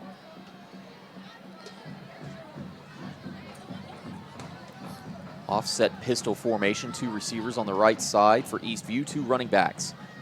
One of the men is sent in motion from left to right, and Jackson Colson fakes a handoff to Zion Hester. He drops back. He's got Devon Little all alone, and Devon Little was in one-on-one coverage inside the 5. Attempted to make the catch, but it falls incomplete. That brings up 3rd down. Great defensive coverage for the Cougars by Payne McKay, who had an interception earlier. Yeah, that's may have been a little underthrown. They kind of had to wait for the ball to get there. That would have been a play where I would have liked to see Little kind of try to come back to the football instead of allowing Payne a chance to make a play. Huge 3rd down from the 30-yard line. 3rd and 10. Shotgun formation. A new running back checks in for the Patriots. And it's a fake handoff. Jackson Colson drops back yet again. He throws to a slot receiver, and that pass is bobbled and falls incomplete. Interesting, not a pass interference call. Looked like he got there early and then was able to strip, is that Zion, of a chance to grab the football, but no flags are thrown. I think that was Zion Hester, and it was, yes. So Zion Hester working the slot machine. And on 4th and 10 from the 30-yard line, the Patriots are going to go for it. Remember, Reed Honstein missed a 37-yard field goal earlier in the 2nd quarter. Would have made it a 25-15 game at that point. Now it's a 22-21 game. Eastview in the lead. Jackson Colson drops back. It's a screen pass, and Zion Hester has the pass, and he makes the catch, and he goes out of bounds, having nowhere else to run. And we'll see if they give the Patriots the 1st down. I don't think he got anywhere near. No, it's a turnover on downs. But we do have an injured an injured Cougar on the field, so we will let the trainers and everybody else tend to him. And I should get the camera off of that scoreboard because I think they were showing the injured player right there. Yeah, Hester just ran out of room there on the right sideline. They had the right idea. Cougars came with a full-on blitz at Colson. He was able to get it over to Hester. Hester had to run right just to avoid some tacklers, but then didn't have anywhere to go and was unable to convert.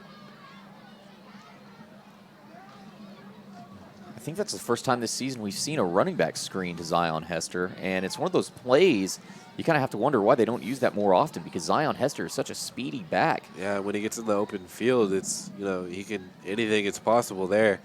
Yeah, they don't run that a whole lot, Travis. And the injured Cougar is up and appears to be walking off the field under his own power. He's got a little tiny bit of help, but it looks like the trainers are not having to bear the brunt of his weight, so to speak. And that will result in a first down, a turnover on downs, as Canyon will take over at their own 28-yard line. Looking to march 72 yards into the end zone to take the lead for the first time tonight. Javier Perez hands the ball off to Seth Leeper-Hain. And that was Colbreth, the backup running back, and he rushes up the middle for a couple of yards. A nice and easy 4, maybe 5-yard gain, and looks to be 5 yards. 2nd and 5 from 35.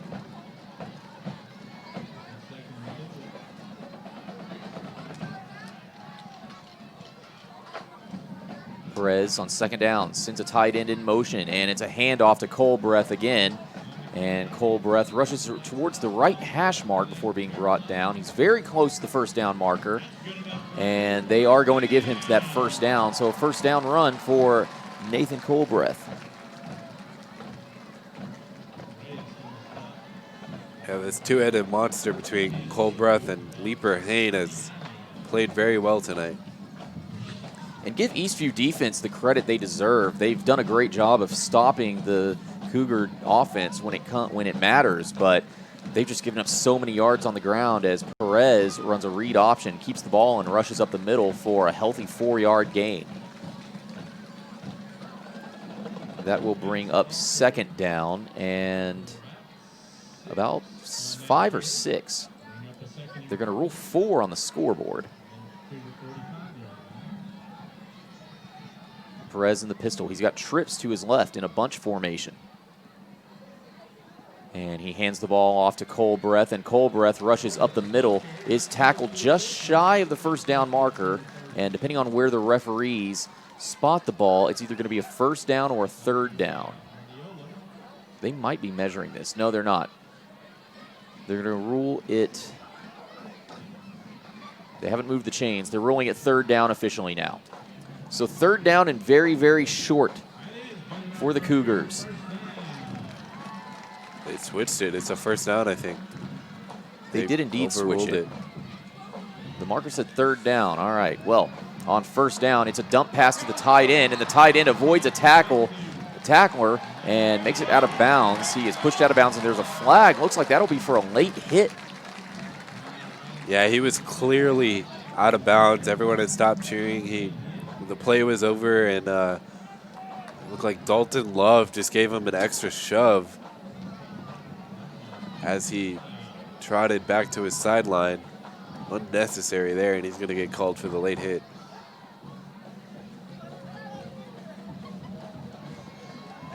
Not a smart play there by Love. And that looks like it's going to be a penalty of the 15-yard variety. So Eastview shooting themselves in the foot here early on with 8:53 remaining in the 3rd quarter and leading by 1, 22-21. Javier Perez on 1st and 10 from the 28-yard line. In the pistol formation, he hands off to Nathan Colbreth, and Colbreth dodges a couple of tacklers and makes it to the right hash mark. A great run, almost makes it to the first down marker. We'll see where the referees spot the ball, but that could be another first down run. Yeah, Colbreth is almost as speedy as Leeper-Hain, but he's able to stop on a dime very easily and kind of throws the defender off. Like a 9-yard gain there. It's 2nd and 1 from the 20-yard line. We've officially entered the red zone on this drive. Another handoff to Colbreth. Colbreth just running directly up the middle, and he gets the first down and a couple of yards more just for cushion. And now the Canyon Cougars are on the 15-yard line, and they're looking at scoring yet again. Yeah, Leeper Hain checks back in for Colbreth, who gave him some good runs there on that drive so far, as Leeper Hain checks back in here as they near the goal. This offensive line is having their way right now with the Patriots D. 1st and 10 from the 15-yard line. Javier Perez hands off to Seth Leeper Hain, and Leeper Hain runs around the defensive ends. He breaks through some tacklers and rushes all the way into the end zone for a touchdown. Canyon takes the lead for the first time tonight.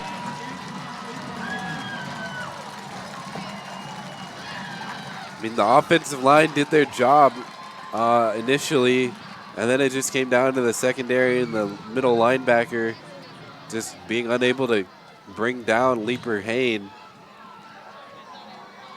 Just poor tackling there on that entire run. A 15-yard touchdown run to add to the 51-yard touchdown run Leeper Hain had earlier, along with the 6-yard touchdown run he had. So factor in that 66-yard run Leeper Hain has had, and he's having a heck of a night. Yeah, and I'd expect them to go for 2 here as they're lined up to do. They were a man short, so they'll send one out there. Looks like Jacob Garcia late to come on. And I believe they're going to go for 2. That they are. Perez, as a flag comes onto the field, they run a read option, and Leeper Hain runs into the end zone for the 2-point conversion, but there is a flag over here on the sideline at the 5-yard line. We'll see who that is on. Referees are talking about it at the middle of the field. I don't think that's going to count.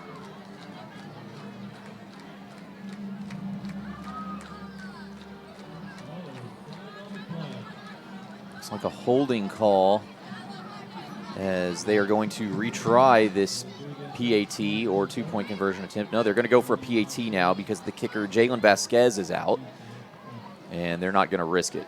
That was a very quick flag thrown for a holding call. Usually the play has to develop a little bit. They threw that flag right when the ball was snapped, but we'll take it. It was the sideline judge running as well. As this is going to be a fake kick or a botch or something, and now the Cougar player has the ball and he'll be tackled. So that's the 3rd time we've seen that tonight where the holder was unable to get the ball up on the low snap. And the first time it ended up working out for the Cougars as they got a 2-point conversion miraculously. And the last 2 times that's happened, it's been a disaster for the Cougars, and now they only lead by 5. But the important part there is that they have their first lead of the ball game after falling behind 15-0 early on in the first quarter. 7:44 remaining here in the third quarter. Eastview now trails Canyon 27-22 for the first time tonight. I'm Travis Banks. He's Steven Strong. We thank you once again for joining us, and just want to send you a little reminder that we are looking for sponsors and advertisers here for these Eastview broadcasts. We can't put these on without the help of the community, so if you want to have your business mentioned, the rates start as low as $25. You can get in touch with Rob Hipp, the H in SHN, and you can do that by emailing him at rob@shnsports.com. That's Rob, R-O-B, @shnsports.com. And if you're just tuning in, again, UIL rules prevent us from showing live video broadcast. We can only do audio for the live broadcast, but the video replay will be the only replay that will go online, and that'll be available on shnsports.com starting around midnight tonight. As the kickoff is up, and Eastview, or the Upmen, will receive it and take it about the 25-yard line. Makes it to about the 30 before just a loss of forward progress. I think that was Ochoa bringing it up, if I'm not mistaken.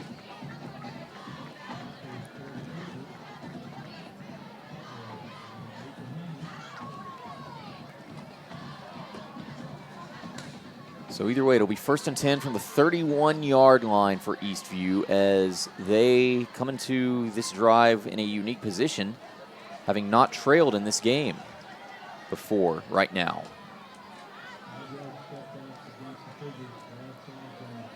Jackson Colson in the shotgun formation, 2 receivers on each side. It's a handoff to Zion Hester, and Zion Hester is swallowed up at the line of scrimmage. He might even lost a yard or 2 on that play.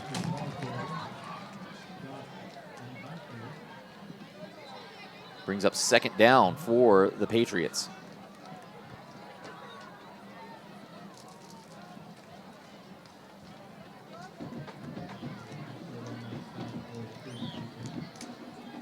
This is an important drive here for the Patriots. Looking to respond after the Cougars went down and got that touchdown. Trying to regain the lead here with 7:15 and counting in the 3rd. 2nd and 10 from the 36-yard line. Jackson Colson takes the snap and drops back. Underthrows the intended target. Looks like that was Devon Little. There was no one in the vicinity, and that brings up 3rd down. They actually sent Hester out in motion to go up. Devon Little was short. Colson trying to go for the bigger play with Hester up the left sideline and unable to connect as Little was wide open and had a blocker or a potential blocker that could have been Hester, but Colson went the other direction and didn't end up with anything. 3rd down. Jackson Colson play action, has Devon Little all the way down at the 40 and falls incomplete. Devon Little cannot haul that catch in. Yet once again, he has to jump. He's a little slow to get up, but he is up. But that brings up a 4th down in a punting situation for Eastview. Yeah, he leapt up high and came down hard. It was a tough grab to try to make for Little. And it's going to bring up a punting situation here for the Patriots.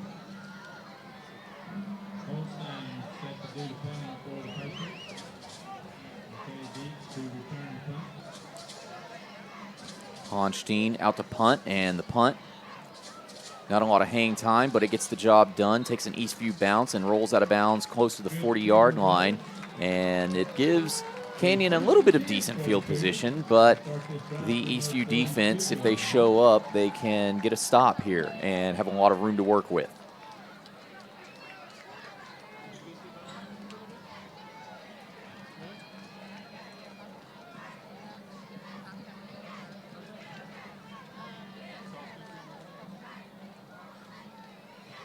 Defense is going to have to step up here on this drive to keep it within a 1-possession game.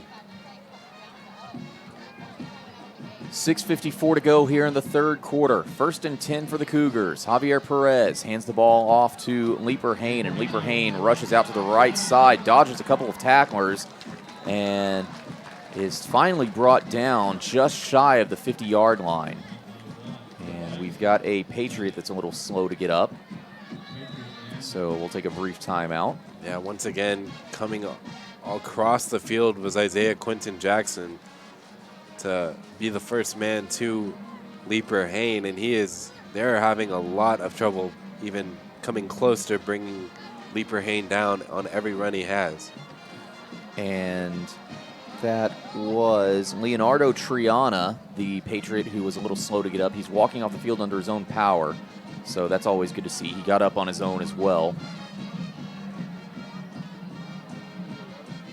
Can't blame him for trying to slow down a hurry-up offense, as the offense isn't really in hurry-up mode right now. But it is 2nd and 2. Ball will be spotted directly on the 50. Pistol formation for Canyon. Javier Perez at quarterback. Leaper Hain, the running back behind him. And it's a handoff to Leaper Hain, and Leaper Hain has a giant hole through the middle, and he's got no one in front of him. Another big run for Seth Leaper Hain, this time from 50 yards out. It's another touchdown for Seth Leaper Hain. I tell you, Steven, he just makes it look that easy.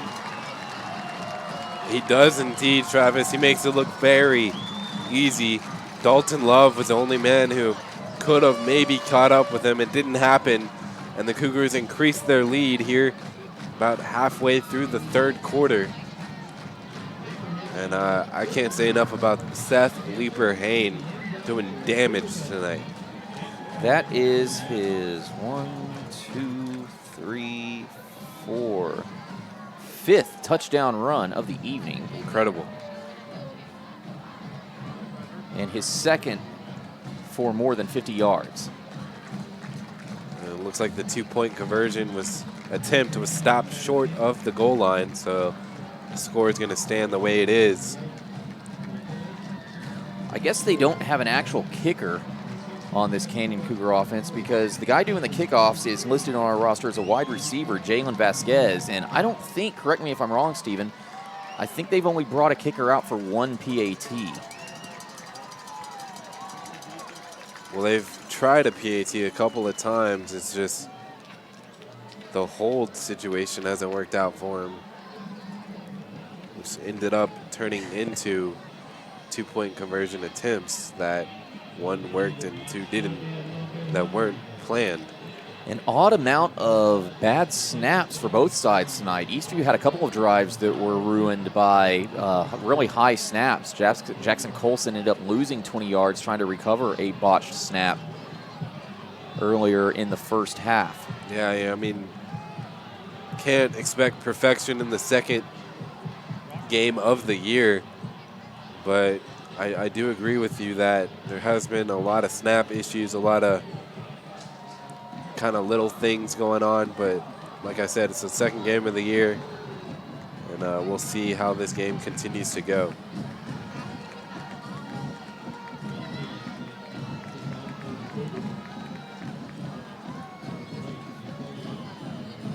.6:10 remaining here in the third quarter, and that's a lot of time left, Steven, and Canyon is on fire. Yeah, they kind of having an opposite halves so far, as Eastview was up 15-0 early on, and now 11-0 so far in the second half for Canyon. High kick is taken at about the 30-yard line, and I think this is Carlos Ochoa returning the ball. He's got a lot of room to work with. He makes it past the 50, almost to the 40-yard line, runs from the left sideline to the right sideline, and nearly gets there, but just didn't have the speed right there to break away from those Canyon defenders, and nevertheless sets up a really good position for this Eastview drive. Yeah, good recognition there by Carlos Ochoa to see the right side of the field and see how open it is, and he went there and continued to move up the field as well to set up this Patriot offense with pretty good field position already in Cougar territory.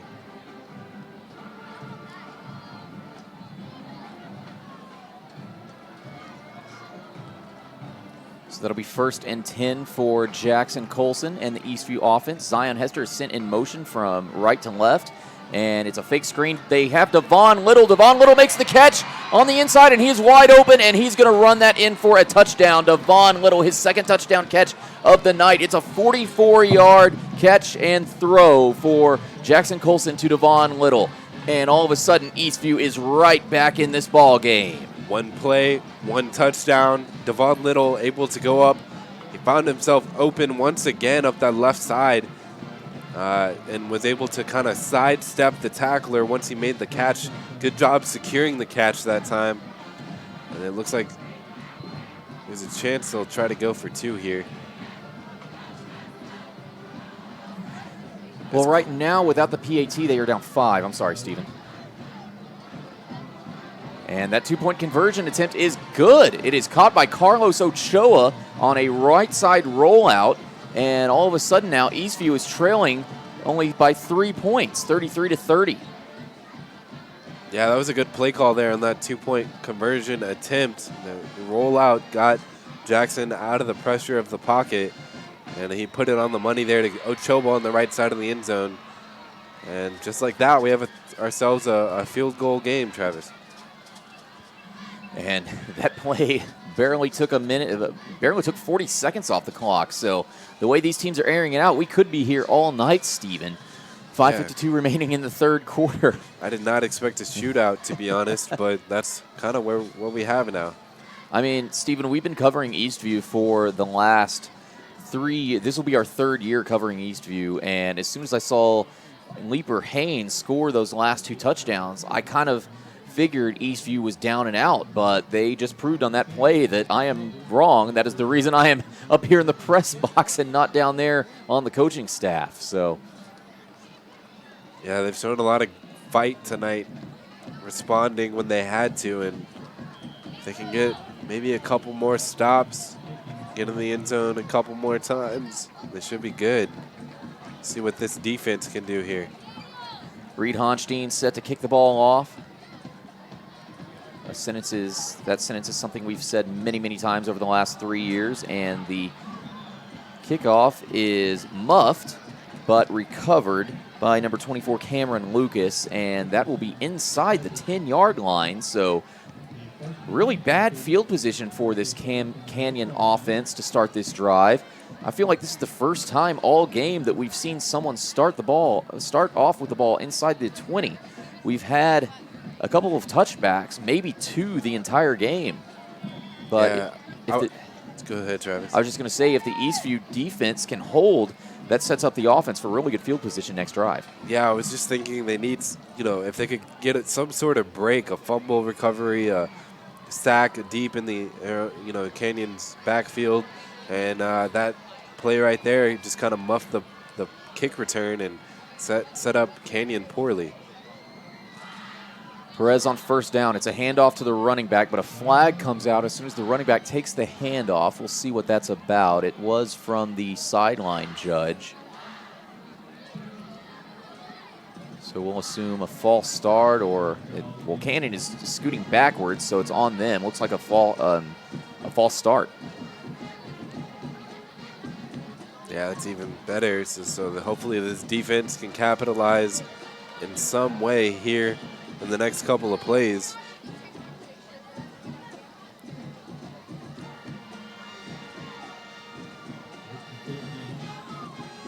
So that brings up 1st and 10 from the 4-yard line, and it's a handoff to the running back, who was swallowed up by the Eastview defenders. I can't tell which running back that is out there.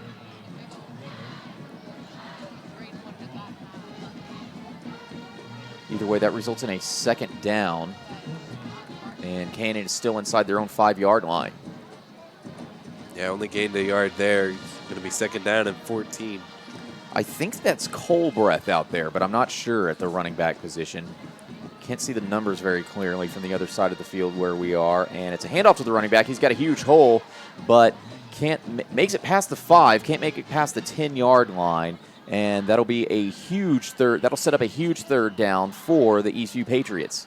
Yeah, I think it got back to the original line of scrimmage, setting up a 3rd and 10. We've got an injured Patriot on the field, so we'll take a step back and let the trainers take care of him. So we'll take a brief momentary pause in the action. 5:01 remaining here in the 3rd quarter. If you're just joining us, Eastview led the entire first half, took a 22-21 lead into the halftime break, and it's been pretty much all Canyon since then as they jumped out to take the lead, and Eastview just scored on their last drive to make it 33-30. Stephen, we've seen a whole lot of botched snaps tonight. We've seen a whole lot of 2-point conversions, and it's been a heck of a football game so far. It hasn't, man. It's been a thriller so far, just kind of back and forth, up and down the field. Not necessarily a ton of lead changes, but enough to keep it interesting, and Canyon holding the 3-point lead right now. I did want to point out last year and the year before, we saw Zion Hester kind of play both ways. He was the backup running back and lead safety. Obviously, this year he's the lead running back, can't play safety anymore. Handoff, that is Colbreth in at running back, and he sweeps out to the right side, can't quite break the edge of the defensive ends. And that sets up 4th down. It'll be 4th and about 6, but still very, very, very, very far away from the end zone. So we should see a punt here. Yeah, it looks like they are going to punt. Just to finish my thought, Travis, it's given the opportunity for Isaiah Quinton Jackson, just a sophomore, to start at safety for this team, and he has played very well. Punt is high, a lot of hang time, not a lot of distance though. Makes it to the 40-yard line and takes a small canyon bounce before being downed at about the 42-yard line. So Eastview will get starting possession of the football on the right side of the 50 here, and they're only down a field goal, so they have a chance to retake the lead with 4:13 remaining here in the third quarter. Yeah, and that all goes back to the kickoff after Eastview's touchdown, the botched return that kind of forced the returner to be inside his own 10 for the Cougars to start their drive there, and unable to get anything going and escape that place. And here's Eastview. 1st and 10, Jackson Colson in the shotgun. He's got a quick pass out to Carlos Ochoa, who makes the catch at the 35-yard line and is immediately brought down. I don't think they're going to give him the first down, but that's about an 8-yard gain as Eastview goes into hurry-up mode. Yeah, Jacob Vest there was on the coverage and just played way off of Ochoa, and good recognition there. Quick handoff to Zion Hester, who rushes up the middle. He's got the first down and is brought down about the 30-yard line. So quick snap to Zion Hester, and Eastview's hurrying up again. 1st and 10. Fake handoff to Hester, and the pass is caught. It's a screen pass to number 5, Kobe Kavanaugh. He makes the catch, but has nowhere to go, so that'll be a quick gain of maybe 2 or 3. Actually, they're going to rule that a loss of 2, so sets up 2nd and 12 from the 32-yard line.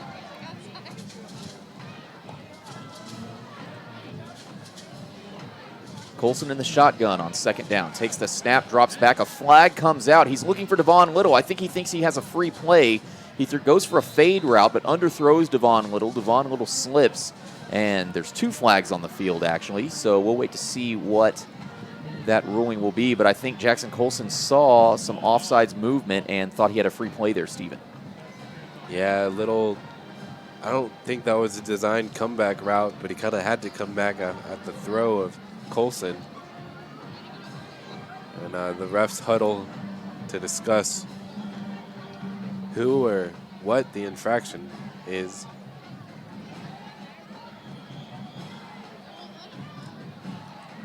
Should receive a call here.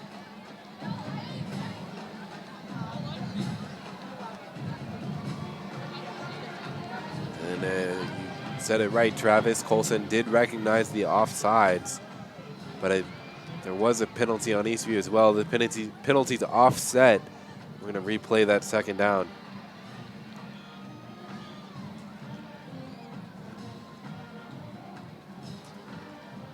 So 3:16 remaining here in the third quarter. Each of these teams has 3 timeouts remaining after using them up pretty early in the first half. It's a handoff to Zion Hester. Zion Hester breaks through the defensive line and has some space, able to run up the middle for maybe 5 yards, brought down about the 25-yard line, brings up a 3rd down play, I believe. Yeah, that will be 3rd down and 6.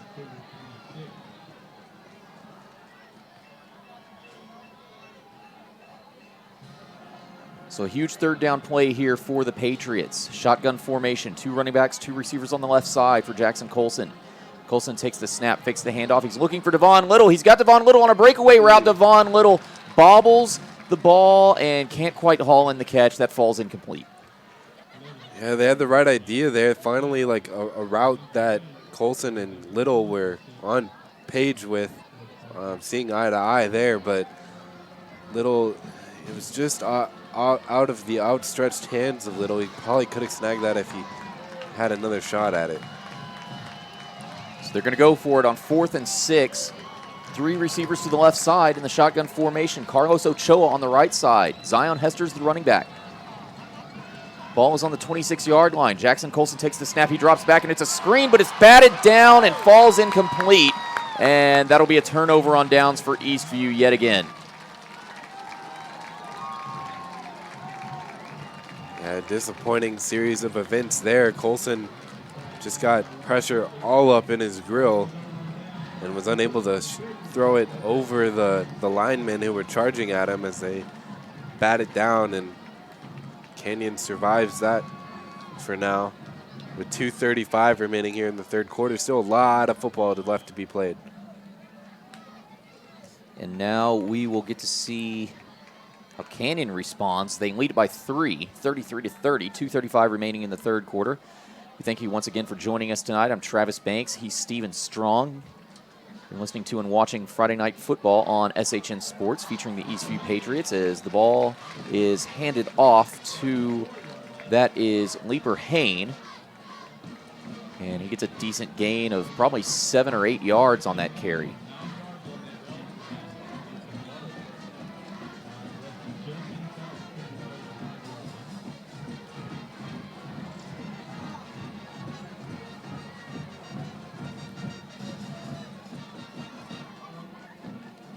Second and 1, so officially a 9-yard gain from Leaper Hain, adding to his already insane yardage total tonight. And it's another handoff to Leaper Hain on second down. I do believe he got the first down, and they will move the chains. So Leaper Hain just having a historic night, and he's coming off the field, so we should see Nathan Colbreth check back in at running back.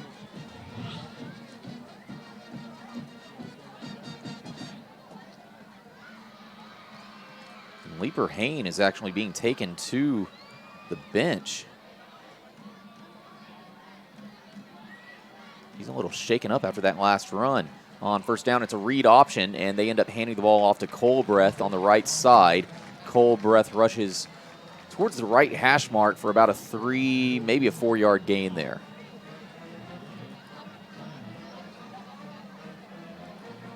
Yeah, Leaper Hain looked like he just needed to be retaped on his wrist, I think. He looks good to go.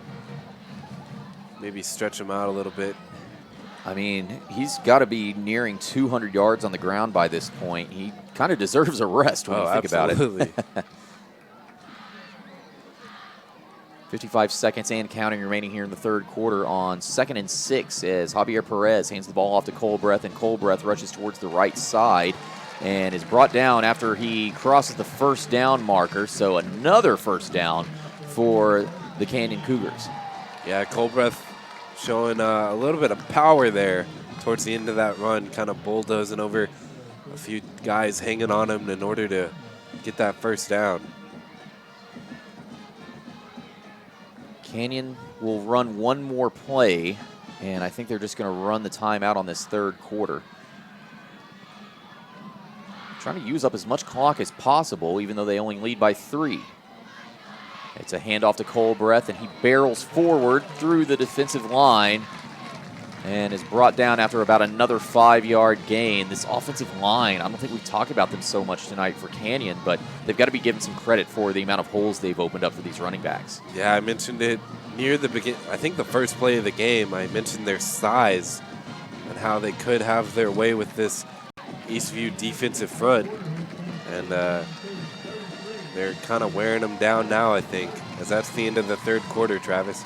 That is indeed the end of the third quarter, and Canyon Cougars lead it over the Eastview Patriots by a score of 33-30. We'll take a brief commercial break, and when we return, we'll have the thrilling conclusion of this thrilling game. Stay tuned. You're watching Eastview Patriot football on SHN Sports. This broadcast is under the direction and is copywritten by the Shoning Hip Network. Any rebroadcast, retransmission, use of sound bites and interviews, and use of any other content, including audio or video, without the direct written consent and permission by the Shoning Hip Network is strictly prohibited and protected by federal and copyright laws. All rights are reserved by the Shoning Hip Network and SHNSports.com.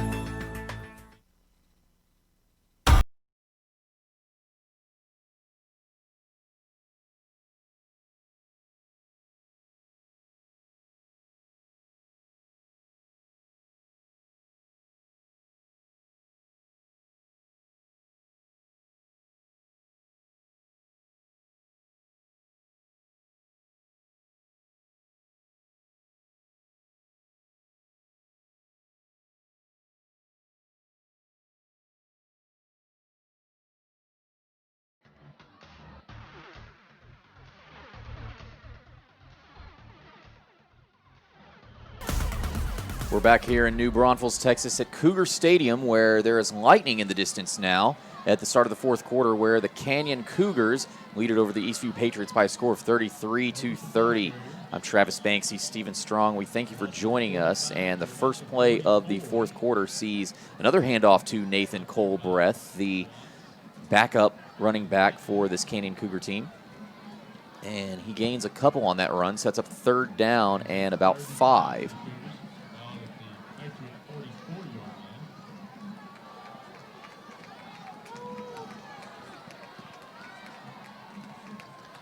So in the pistol, Perez hands the ball off to Colbreth again. Colbreth up the middle, runs into a couple of defenders. I do believe he got the 1st down, but we'll wait to see where the referees mark the ball. And it looks like they're going to mark him a yard short. He did dive on that catch, or on that run. This is a huge 4th down and short play here for both teams. And it's kind of one of those situations they have to go for it because Canyon doesn't have much in the way of a kicker. And that'd be way too far for a field goal attempt anyway. So Javier Perez in the pistol. Oh, he botches the snap, and he picks it up and runs it in himself. That's and he close. does, I think he got the 1st down. The coaching staff on the sideline seems to think he did. We'll see what the referees say.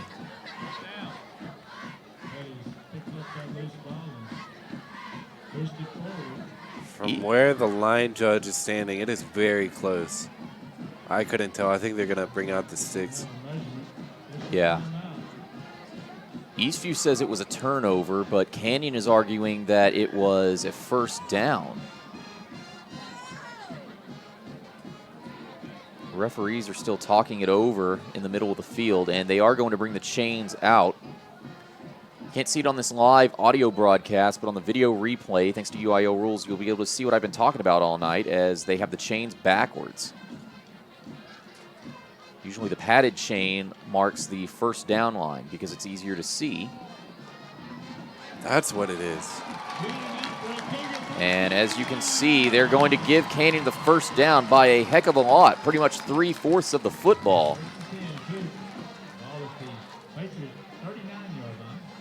So that'll be another 1st down. Yeah, you're right, Travis. I've been trying to figure out why the chains look so odd to me, but yeah, you're right. They flipped it. They've been doing that all night when the ball flips possession. And on 1st down, 1st and 10 from the 39-yard line, Javier Perez hands the ball off to Leaper Hain, who is back into the ball game. And Leaper Hain barrels up the middle. That's got to be at least 9 yards as we have a Patriot down on the field. Yeah, Leaper Hain doing Leaper Hain things there on that run to pick up 9 yards. The clock stops for now. 10:23 to go here in the ball game, Travis. Yeah, I've only been tabulating Leaper Hain's large runs and, basically anything over 15, 20 yards and his touchdown runs. And I've got at least 150 yards for him. I'm not even counting all of these short, 6 to 9 yard gains that he's been running pretty much the entire night. So we'll have to check with a coach or a statistician or something before the end of this broadcast, see if they have any information or at least an official number, because this could be a historic broadcast, See Leaper Hain going over and looking for some records. Yeah, he's had a crazy game tonight. 2nd and short. 10-19 and counting here in the ball game. Canyon leads it by 3. It's a read option, and Perez keeps it, rushes up the left middle side. And he's got a 1st down and a whole lot more. So Canyon, it's kind of funny to me, Stephen, because they're treating this, they're running really slow. They're taking a lot of time off the play clock. They're treating it like it's the end of the ball game and they have, a multiple score lead, but they only lead it by 3. I think their thought process is they know they can get these 1st downs, so they're daring Eastview to stop them. Yeah, that's pretty much what it is. You said it, Travis. Having their way on the ground. Eastview knows what they're doing. They know what they're going to do. Just Leaper Hain and Colbreth and even Perez just doing damage all night. And I think it's perhaps starting to wear down this Patriot defense. Still 9:57 to go here in the 4th quarter. And anything can happen. This defense has played their tails off. You can't deny them that. And it's another handoff to Leaper Hain, and he's got some great blocks, and he follows those blocks, and he nearly breaks free before being knocked out of bounds by a trio of Eastview defenders. He does get inside of the 10-yard line, and all of a sudden Canyon is knocking on the door. Yeah, it was senior Marco Guardiola with the tackle, but not after a big gain there to set up 1st and goal.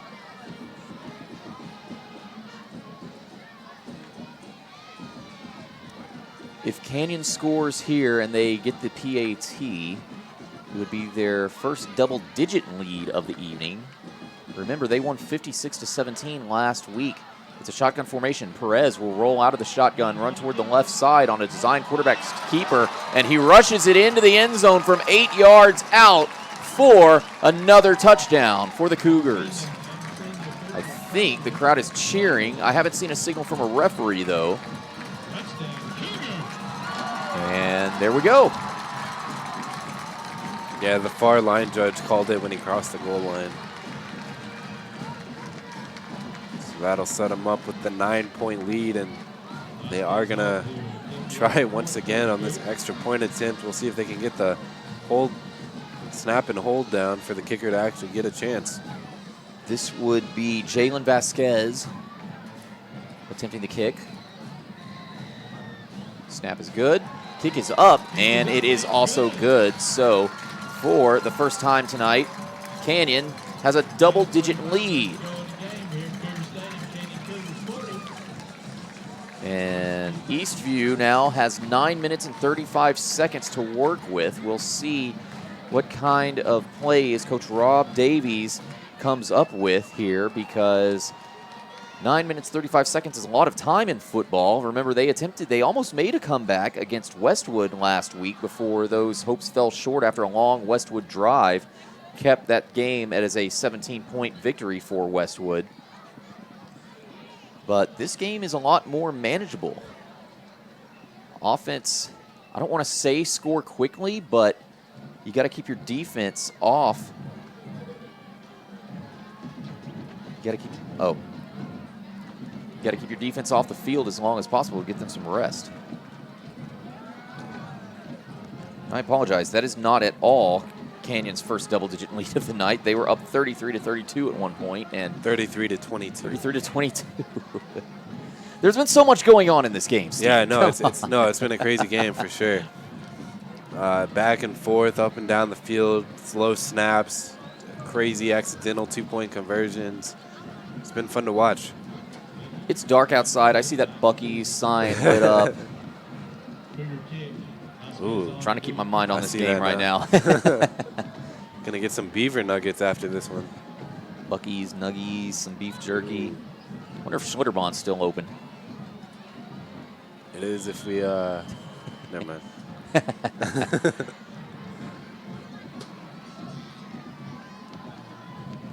Yeah, we don't support. Condone. We don't, that's the word I was thinking of. We don't condone illegal activities. Not on this broadcast. It's a kick that is not returned and goes out of bounds. So I'm never sure what the rule is. Sometimes they re-kick it. Other times they just take the penalty and start from like the 40-yard line. Yeah, it's up to the coach. I think he's going to have him re-kick if... Yeah, it looks like Patriots are lining up for a re-kick.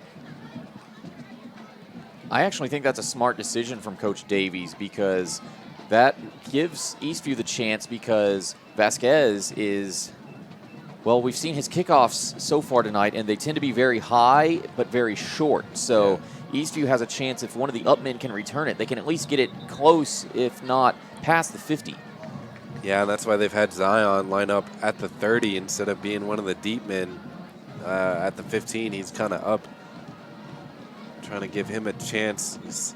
I doubt they'll kick it right, on purpose at least, as they'll enforce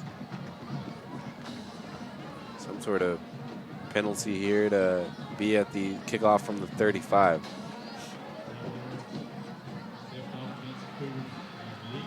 Canyon is taking their time as well to get things set back up. I think they've got to let Vasquez just think this through. Try not to put any pressure on him, and it is indeed a punt that is very short. The high up time, that's returned by Kobe Kavanaugh, but he doesn't have a chance to return it very far. He backpedals a little bit and steps out of bounds, and so Eastview will take over at about between the 35 and the 40, somewhere over there. Yeah, he waved for a fair catch as he was trying to bring it in and then fell out of bounds. But like I said, they wanted to keep it on the left side of the field, not give Hester a chance of doing any damage on the return game. 1st and 10 from the 37-yard line. Man in motion, and Jackson Colson ends up being like a triple option almost, and I think that was Hester on the carry, and it was indeed. I don't know if he gained anything on that play, to be honest with you, Steven. I think he might have gained half a yard. They'll rule that he did get a yard. It's 2nd and 9. Jackson Colson with a quick pass to the right side. It's caught and just past the 40, but that receiver is knocked down immediately. Was that Carlos Ochoa who made that catch? Might have been Hester. I couldn't see the number there when he made that catch, but it's 3rd down and 9, no gain. Jackson Colson, it's the same play. He's got Ochoa down towards the sideline. That pass falls incomplete. Carlos Ochoa was overthrown by Jackson Colson. That brings up 4th and 9, and taking about 50 seconds off of that clock with these quick passes. I know that's what Eastview needs to do, but all of a sudden their gas defense is about to set back onto the field.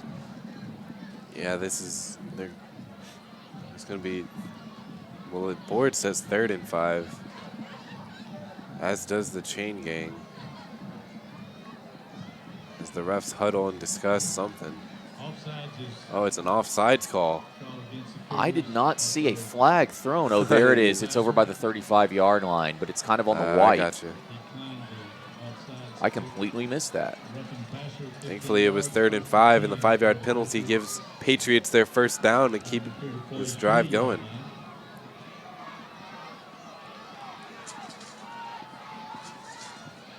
So Jackson Colson with a handoff, fakes a throw, but hands the ball off to Zion Hester. Zion runs up the middle. And I think he made it back to the original line of scrimmage before being brought down. Maybe gained a yard or 2 there, but Eastview's in hurry-up offense mode now. Shotgun formation, 2 receivers on each side. Zion Hester, the running back. Colson taking some time to look back at Coach Davies on the sideline.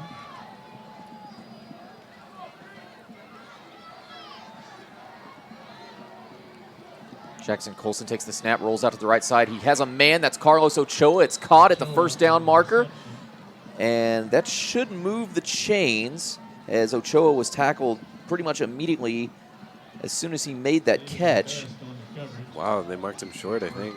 Yeah, 3rd down. He's short by about a yard, so this will be 3rd down and 1. The ball will be placed at the 34-yard line. And hold on, before the ball is snapped. Canyon took a timeout.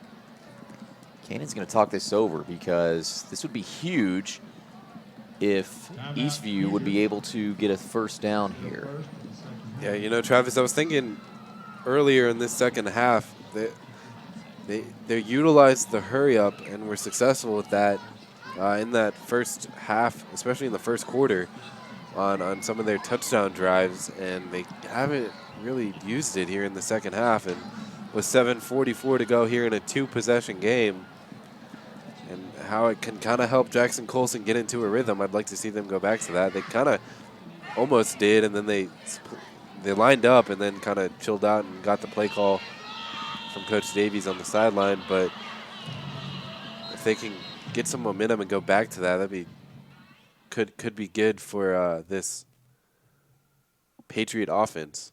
Absolutely, and we'll see what Coach Davies was able to do with that timeout here in just a second, as Eastview hurrying up to the side, or to the line of scrimmage, and Jackson Colson with a deep throw. Carlos Ochoa, or is that Devon Little? It's caught either way. That was Devon Little, And that's a 34-yard catch. That was Devon Little. It shook me up because Devon Little's usually playing on the left side, but he was on the right side right there. I think that's why they hurried up that play. They wanted to make sure Canyon didn't notice the switch. And just like that, a 34-yard pass, Devon Little's third touchdown catch of the night. Yeah, Devon Little has had some trouble bringing in a couple of these throws. That was a terrific throw by Colson. And good job by Little to hang on and snag it in stride to walk into the end zone untouched.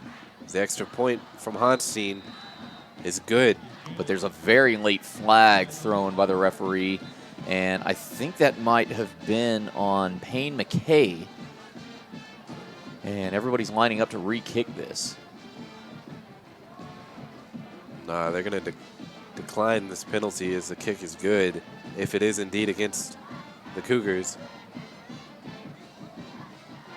I believe they called a roughing the kicker. And it's not going to matter as the extra point is good, making this once again a 3-point game. 40-37, and there's 7 minutes 38 seconds remaining here in the ball game.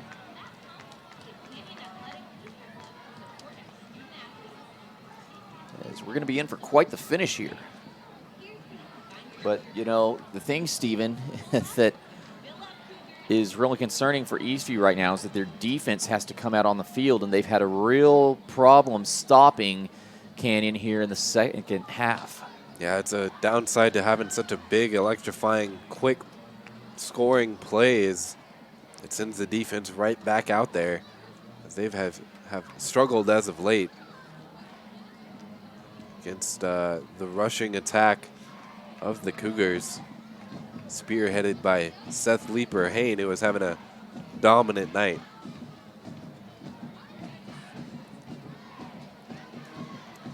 So back to return for the Cougars. Looks to be Cameron Lucas and Nathan Colbreth.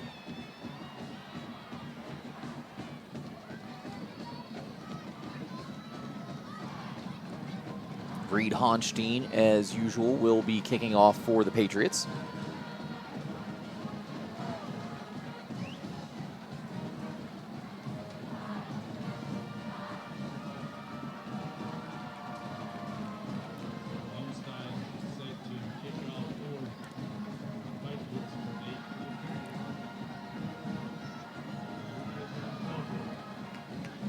Yeah, it'd be great if another muffed return can happen here.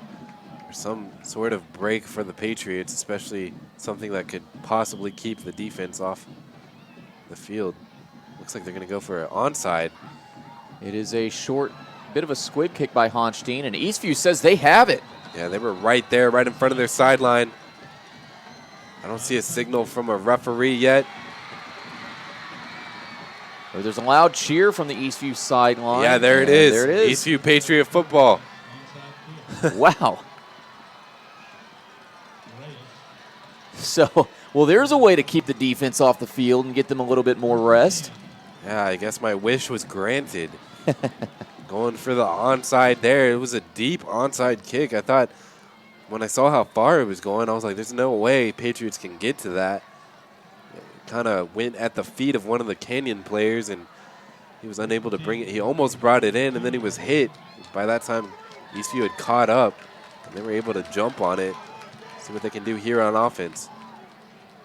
1st and 10, Jackson Colson fakes it, or no, he does hand the ball off to Zion Hester. Zion runs up the middle. He gained maybe a yard on that play. Sets up 2nd down, and it's hurry up again for the Eastview offense. Oh, looks like the right guard jumped early. Either that or the right tackle. Yeah, it's a downside to hurry up. It's hard to, sometimes you kind of want to jump early before the ball is snapped.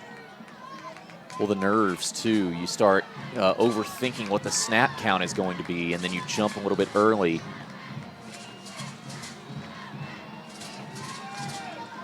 So shotgun formation for the Patriots. 2 receivers on each side. Zion Hester, the running back. And it's screen pass, a swing to Zion Hester, and Zion Hester makes it almost back to the original line of scrimmage, but he's just shy of about a yard, so a gain of 4 on that play on 2nd and 15, and that sets up third and about a mile. There's a lot of iffy things there on that one play, that one quick play. Jackson almost didn't get the snap in his hand and then had to get rid of it quickly. It was a good play call, but they did it to the short side of the field, and Zion didn't have enough room to manage.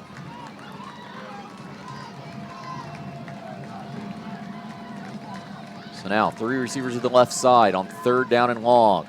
Colson takes the snap, drops back. He throws. He's got a man. It's caught. Carlos Ochoa. And he takes it to the 5-yard line before being brought down inside of the 5. I think the referees are going to mark him down right at the 5. I didn't think Carlos Ochoa maintained possession of that ball at first. I thought it went right through his hands, but no, great grab by Carlos Ochoa. Takes the Patriots inside the red zone. Travis, he snagged that so smoothly that I'm with you. I didn't think he had the ball. What a play. Setting up 1st down and goal from the 5. About a 30-yard catch by Carlos Ochoa. Now a handoff to Zion Hester. He makes it into the end zone for the touchdown. And all of a sudden, Eastview retakes the lead. They lead it 43-40.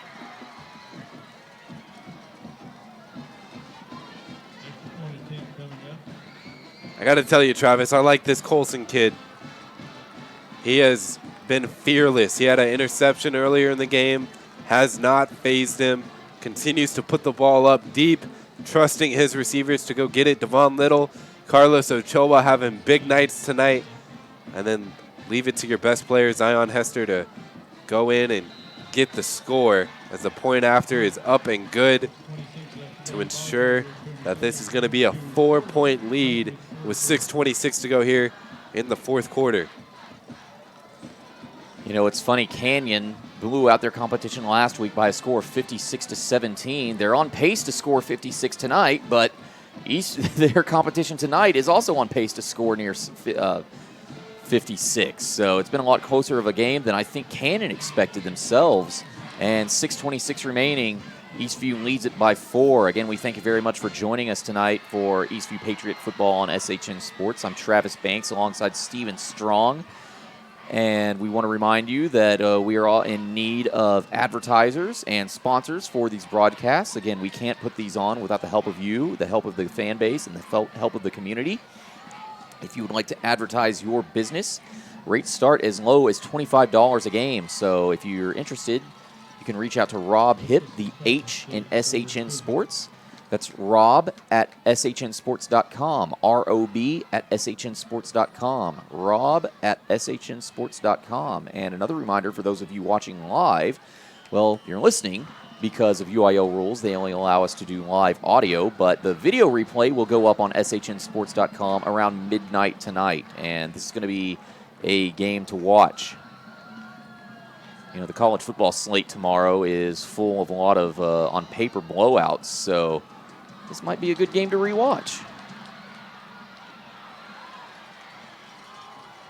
As Honstein's kick is taken at about the 25-yard line. Not much of a return there for Canyon, but it will set them up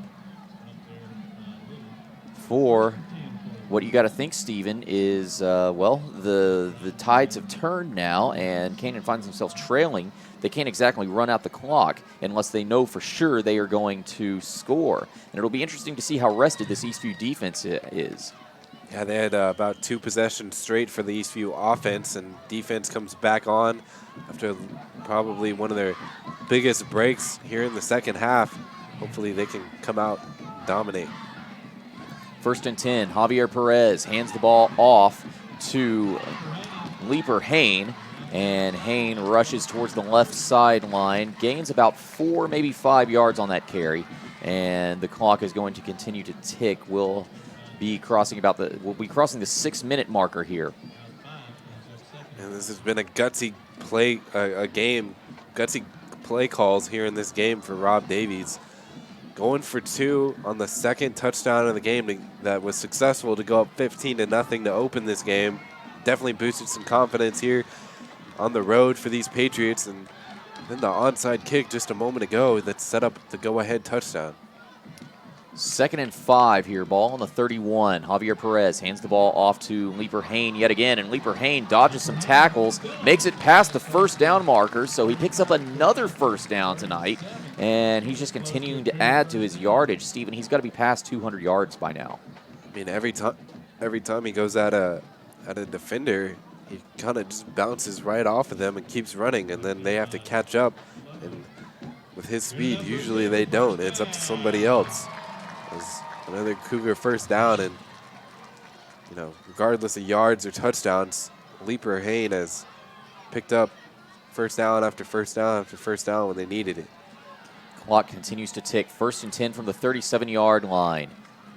Perez takes the snap and he rolls out to the right side. He throws it to one of his receivers. It's number 16, but he's caught in the backfield and loses forward progression. The referees will blow that play dead. That's Jacob Garcia making the catch for the Cougars.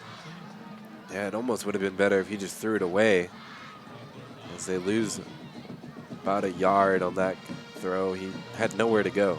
It was like they were trying a bubble screen, but Perez rolled out to the same side. He was going to throw the ball, and it was one of those undefended bubble screens. So the defenders were right up in the wide receiver's face. Brings up 2nd and 11 as 4.5 minutes remain in this ball game. Canyon trails 44-40.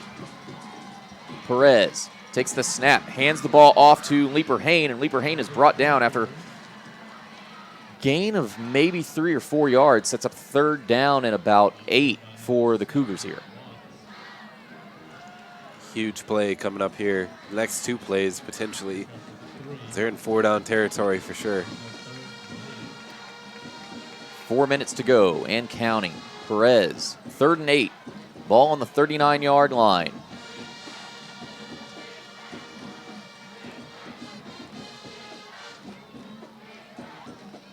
Perez taking his time, 9 seconds on the play clock. He hands the ball off to Leaper Hain, but Leaper Hain is tackled in the backfield. Stephon Reyes getting back there immediately and bringing him down for no gain. And I beg your pardon, that was not Leaper Hain, that was Nathan Colbreth again, but that doesn't make Stephon Reyes' tackle in the backfield any less impressive. A great defensive effort by this Patriots defense to bring up 4th down, and we've got a timeout for an I thought there was an injured player, but this might just be a regular timeout. No, it's a Canyon timeout. Yeah, Canyon calls timeout to talk over the most important play of the game so far for both teams. 4th down and 8 upcoming.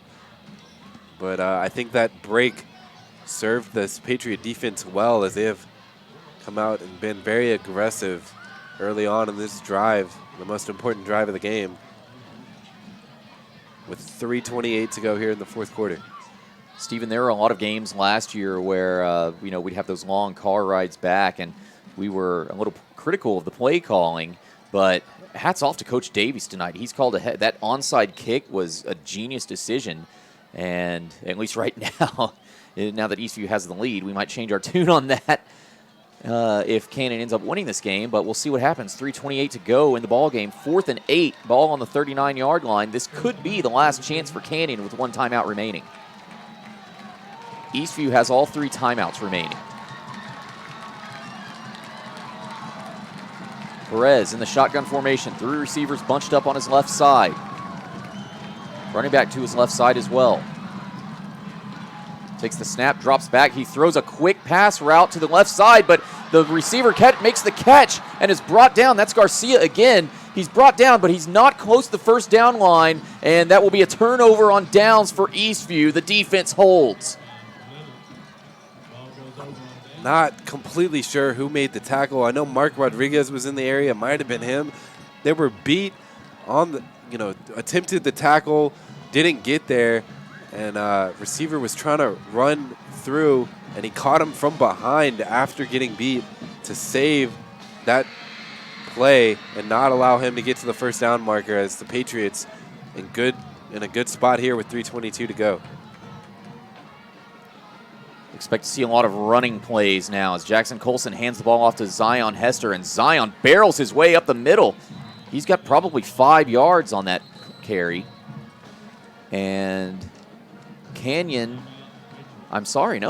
will be taking their first time out of the night with 3:15 to go. in this ball game and nursing a 44-40 lead. What a huge win this would be if Eastview can hold on, Steven. Yeah, I think it was Canyon that took the timeout. It was, yeah. Well, the scoreboard says Canyon took it, but the referees signaled in Eastview's direction, so... Yeah, this has been a wacky game, but a very, very good game. Well, the referees have been really good at explaining their calls and everything tonight. It's just been this these guys holding the first down chains. They're not switching everything. It was confusing to me. Yeah, I was going to say shout out to the chain gang for figuring it out earlier, but it was only temporary as they didn't switch once Eastview took possession. 2nd down and 5, ball on the 40-yard line. Jackson Colson in the shotgun. He hands the ball off to Zion Hester. Zion Hester tripped up and loses a couple of yards on that carry. And if that was correct and Canyon took their last time out, they need a stop here because we've hit the 3-minute mark now. Cougar 41-yard line. Yeah, I did see some lightning out there, Travis. Hopefully we can get the W and get out of here. I would hope it would just hold off for at least 2 minutes, 40 seconds and counting. As very big 3rd and 6 here for Eastview. They come out in the shotgun formation. Hand off to Zion Hester again, and Zion Hester barrels up the middle, but he did not get the first down. He's about 2 yards shy, and that sets up an interesting 4th down with the clock continuing to tick. Eastview can get it to under 2 minutes, but you kind of think they have to go for it, Steven. Yeah, they're definitely going to stay on the field here. You know, if I'm Coach Davies, I've taken a gamble a few times on the onside kick, on the 2-point attempt. Why not put the ball in the air here? Colson has had a heck of a game. Why not throw the defense off? 4th and 2. They're going to expect Hester to get this ball up the middle, maybe fake it and try to see if they can find a receiver open, as Eastview, I believe, is going to take a timeout at the end of the play clock.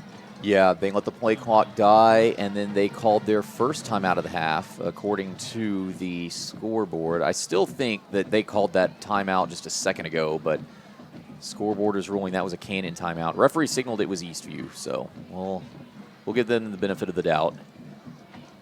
And another wise decision, because this is a huge play. It's only 2 yards, but this is probably the biggest 2 yards of the game. They say football's a game of inches, and inches are going to determine this game right now because you don't want to get the ball back into the hands of Seth Leaper Hain. Yeah, if I'm Eastview, I want to see how Canyon lines up, see how much they stack the box here.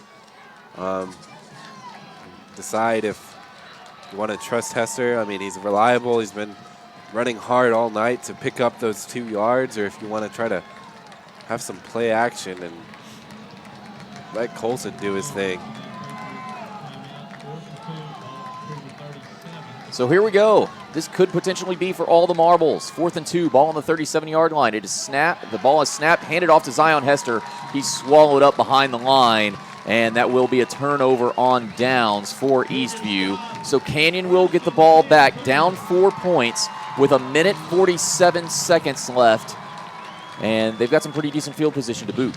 Yeah, like I said, Travis, everybody in the stadium expected Hester to get that ball up the middle, and Canyon's defense played it well. And they'll have a chance with 1:47 to go to get this potential game-winning drive put together. Perez and Leaper and Coldbreath with one last drive to try to make it happen, as it'll be Coldbreath out there at running back to start this drive.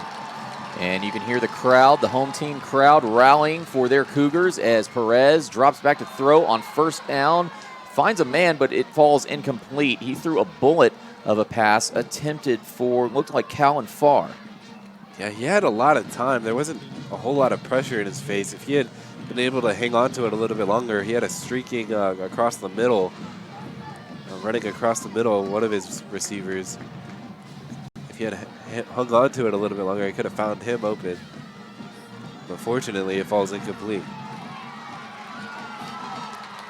Minute 42 remaining in the ball game. Perez in the shotgun formation, a different look for the Cougars offense. They've been running the pistol all night tonight, and it's a handoff to Colbreth. Colbreth rushes around to the left side, and he breaks through some defenders. He's still on his feet, and he is running, and he's pushed out of bounds on the other side of the 40. A very late flag pops out after Colbreth runs out of bounds. We'll see what that is for, but that's a huge first down for the Cougars. I don't see a situation where this isn't against the Patriots. Colbreth was the only one in the area, unless it's a blocker somewhere, but it is a personal foul against the Patriots, so that's going to set up the Cougars in very good position here with 1:35 to go in the fourth quarter. They need a touchdown to score to take the lead. So a field goal will not do it. Hopefully this defense can tighten up. Minute 35 remaining. Eastview leads 44-40. The snap is taken by Perez, and he holds onto it himself. He scrambles up the middle, and he doesn't quite get the first down. I think he's about a yard short, but hurry up offense now for Canyon, out of timeouts. And Eastview will take their second timeout of the half to talk things over, and boy, do they need it. Yeah, it's a smart call there by Coach Davies, trying to reset this defense. It's a couple of mistakes. Just kind of getting outplayed right now here on this drive. Well, every time Coach Davies has called a timeout in the second half, good things have come to Eastview, so I think they're hoping for lightning to strike in a bottle yet again, figuratively, not literally, because I know we've talked about the lightning in the horizon. Storms rolling back in, scheduled for overnight and into tomorrow afternoon. We just need the Storms to hold off for a minute 21 seconds so we can finish this ball game. I think some of those games that were delayed are being played at this moment as well from last night. You can check the scores on shnsports.com.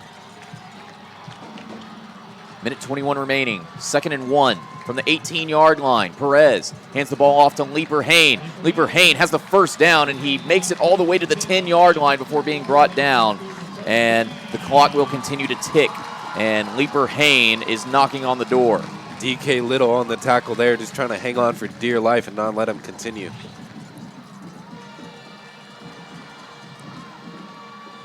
First and 10, ball on the 11. Perez keeps the ball and rushes up the middle. I think he makes it out to about the 5, and this could be it. We've reached under a minute now and counting. What a heartbreaking loss this would be for Eastview. 45 seconds. And Eastview, it appears, is going to call their final timeout of this ball game. That they are, with 43 seconds remaining here in the ball game. They're going to talk things over. It's second down, and well, the Cougars can still get a first down.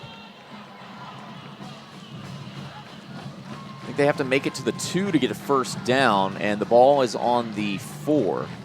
Or ball is on the 6, excuse me. So 4 yards for a first down, but you know Canyon's going to be itching for that touchdown, especially if they can score with about 30 seconds remaining.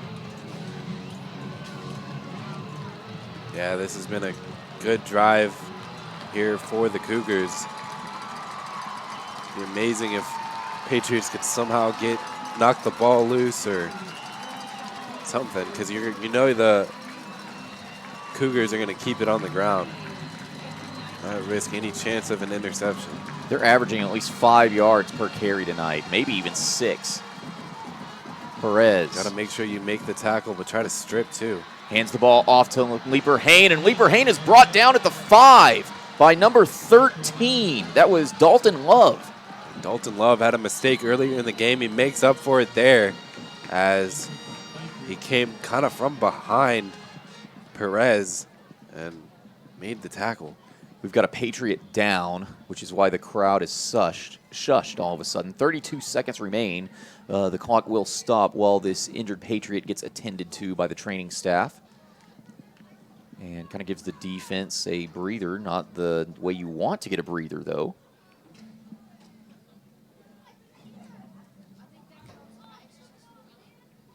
Eerie silence has come across this crowd now. Eastview leading at 44-40, 32 seconds remaining.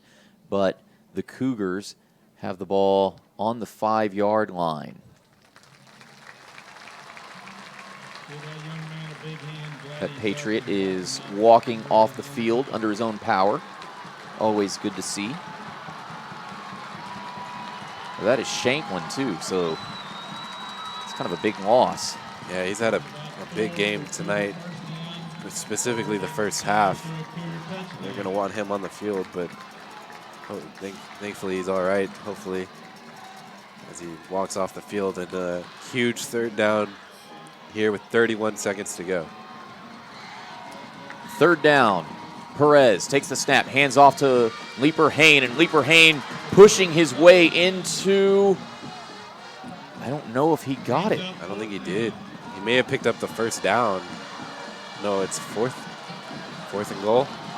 They're hurrying up, so it is 4th down. He did not get the 1st down, and Leaper Hain tackled in the backfield. He got in. He got in. The referees rule it. Okay. And there's 5 seconds remaining, so 4th down and inches on the goal line. And Leaper Hain does his thing. Wow. The defense holds until 5 seconds remaining. That was a 5-yard touchdown run for Leaper Hain. That's at least his 5th of the game. I'll have to go back and count.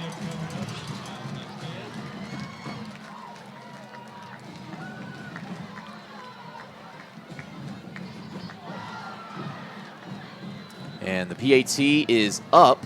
It didn't get off. It was another bad snap, and he just kind of took a knee to avoid anything crazy happening.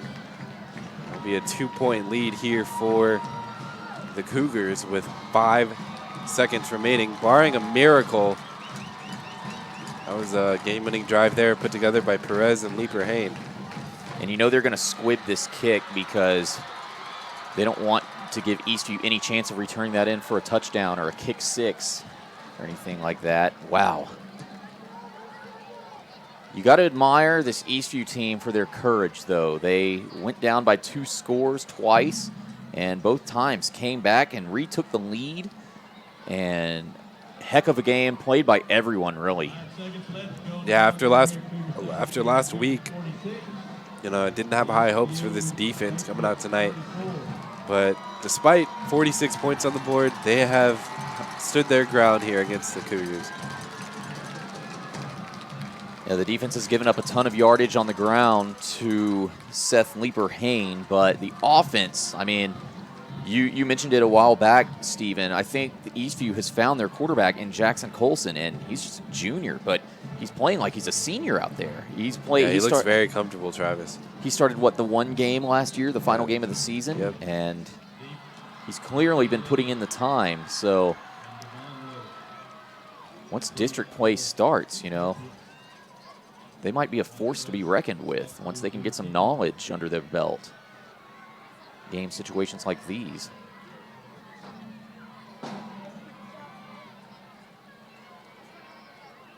So 5 seconds remaining. We should just see a squib here from Jalen Vasquez.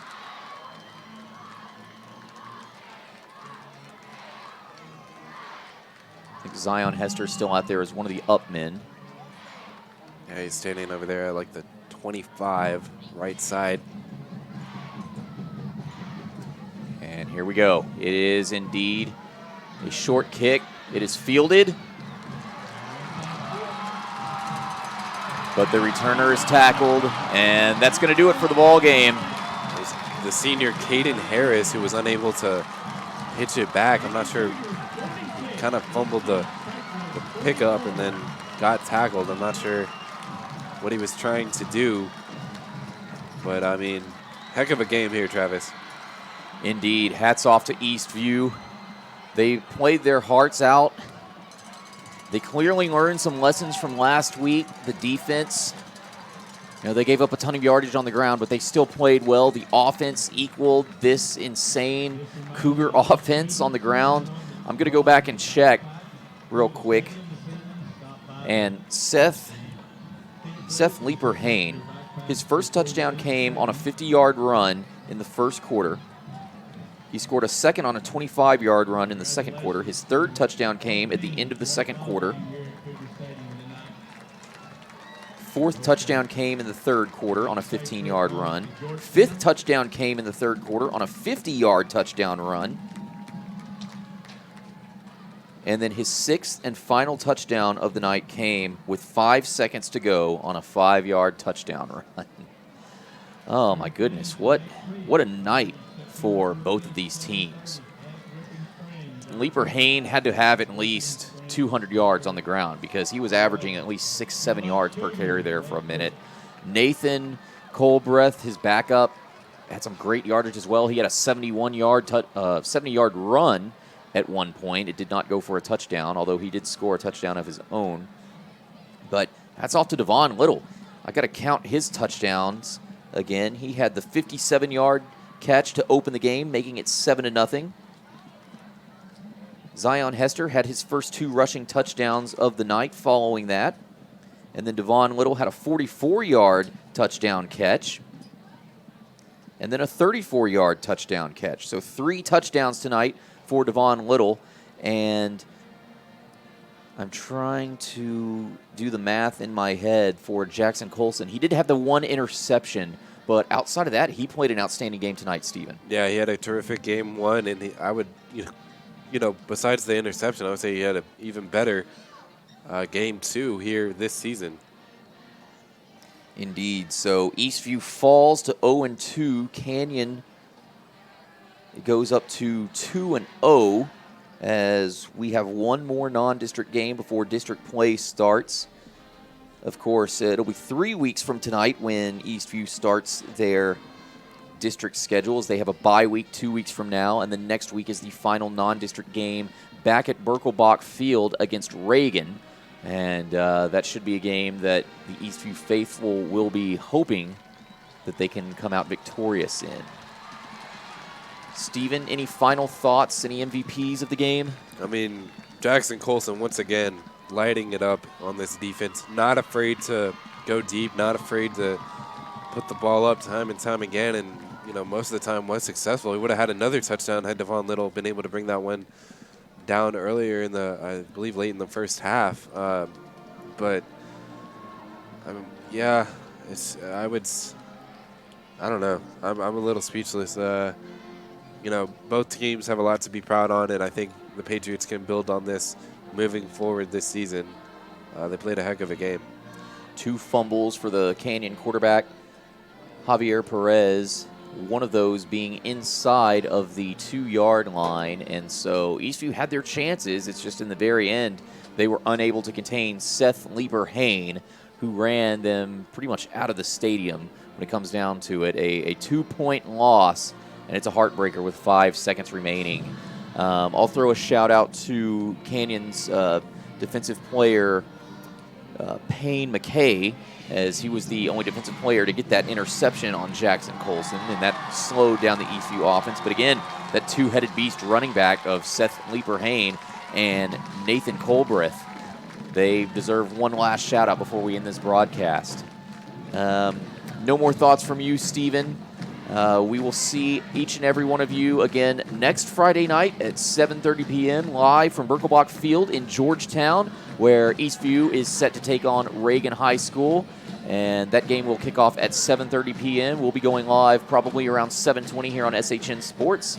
A reminder that you can watch the video archive of this game beginning around midnight tonight on SHNSports.com. So from Steven Stunn, from Travis Banks, from all of us here at SHN, have a great and safe weekend. So long from the Lone Star State. Let us know if you want anything from Buc-ee's. I'm just throwing that out there. All right, good night, guys. We'll see you at Buc-ee's. This broadcast is under the direction and is copywritten by the Shoning Hip Network. Any rebroadcast, retransmission, use of sound bites and interviews, and use of any other content, including audio or video, without the direct written consent and permission by the Shoning Hip Network is strictly prohibited and protected by federal and copyright laws. All rights are reserved by the Shoning Hip Network and SHNSports.com.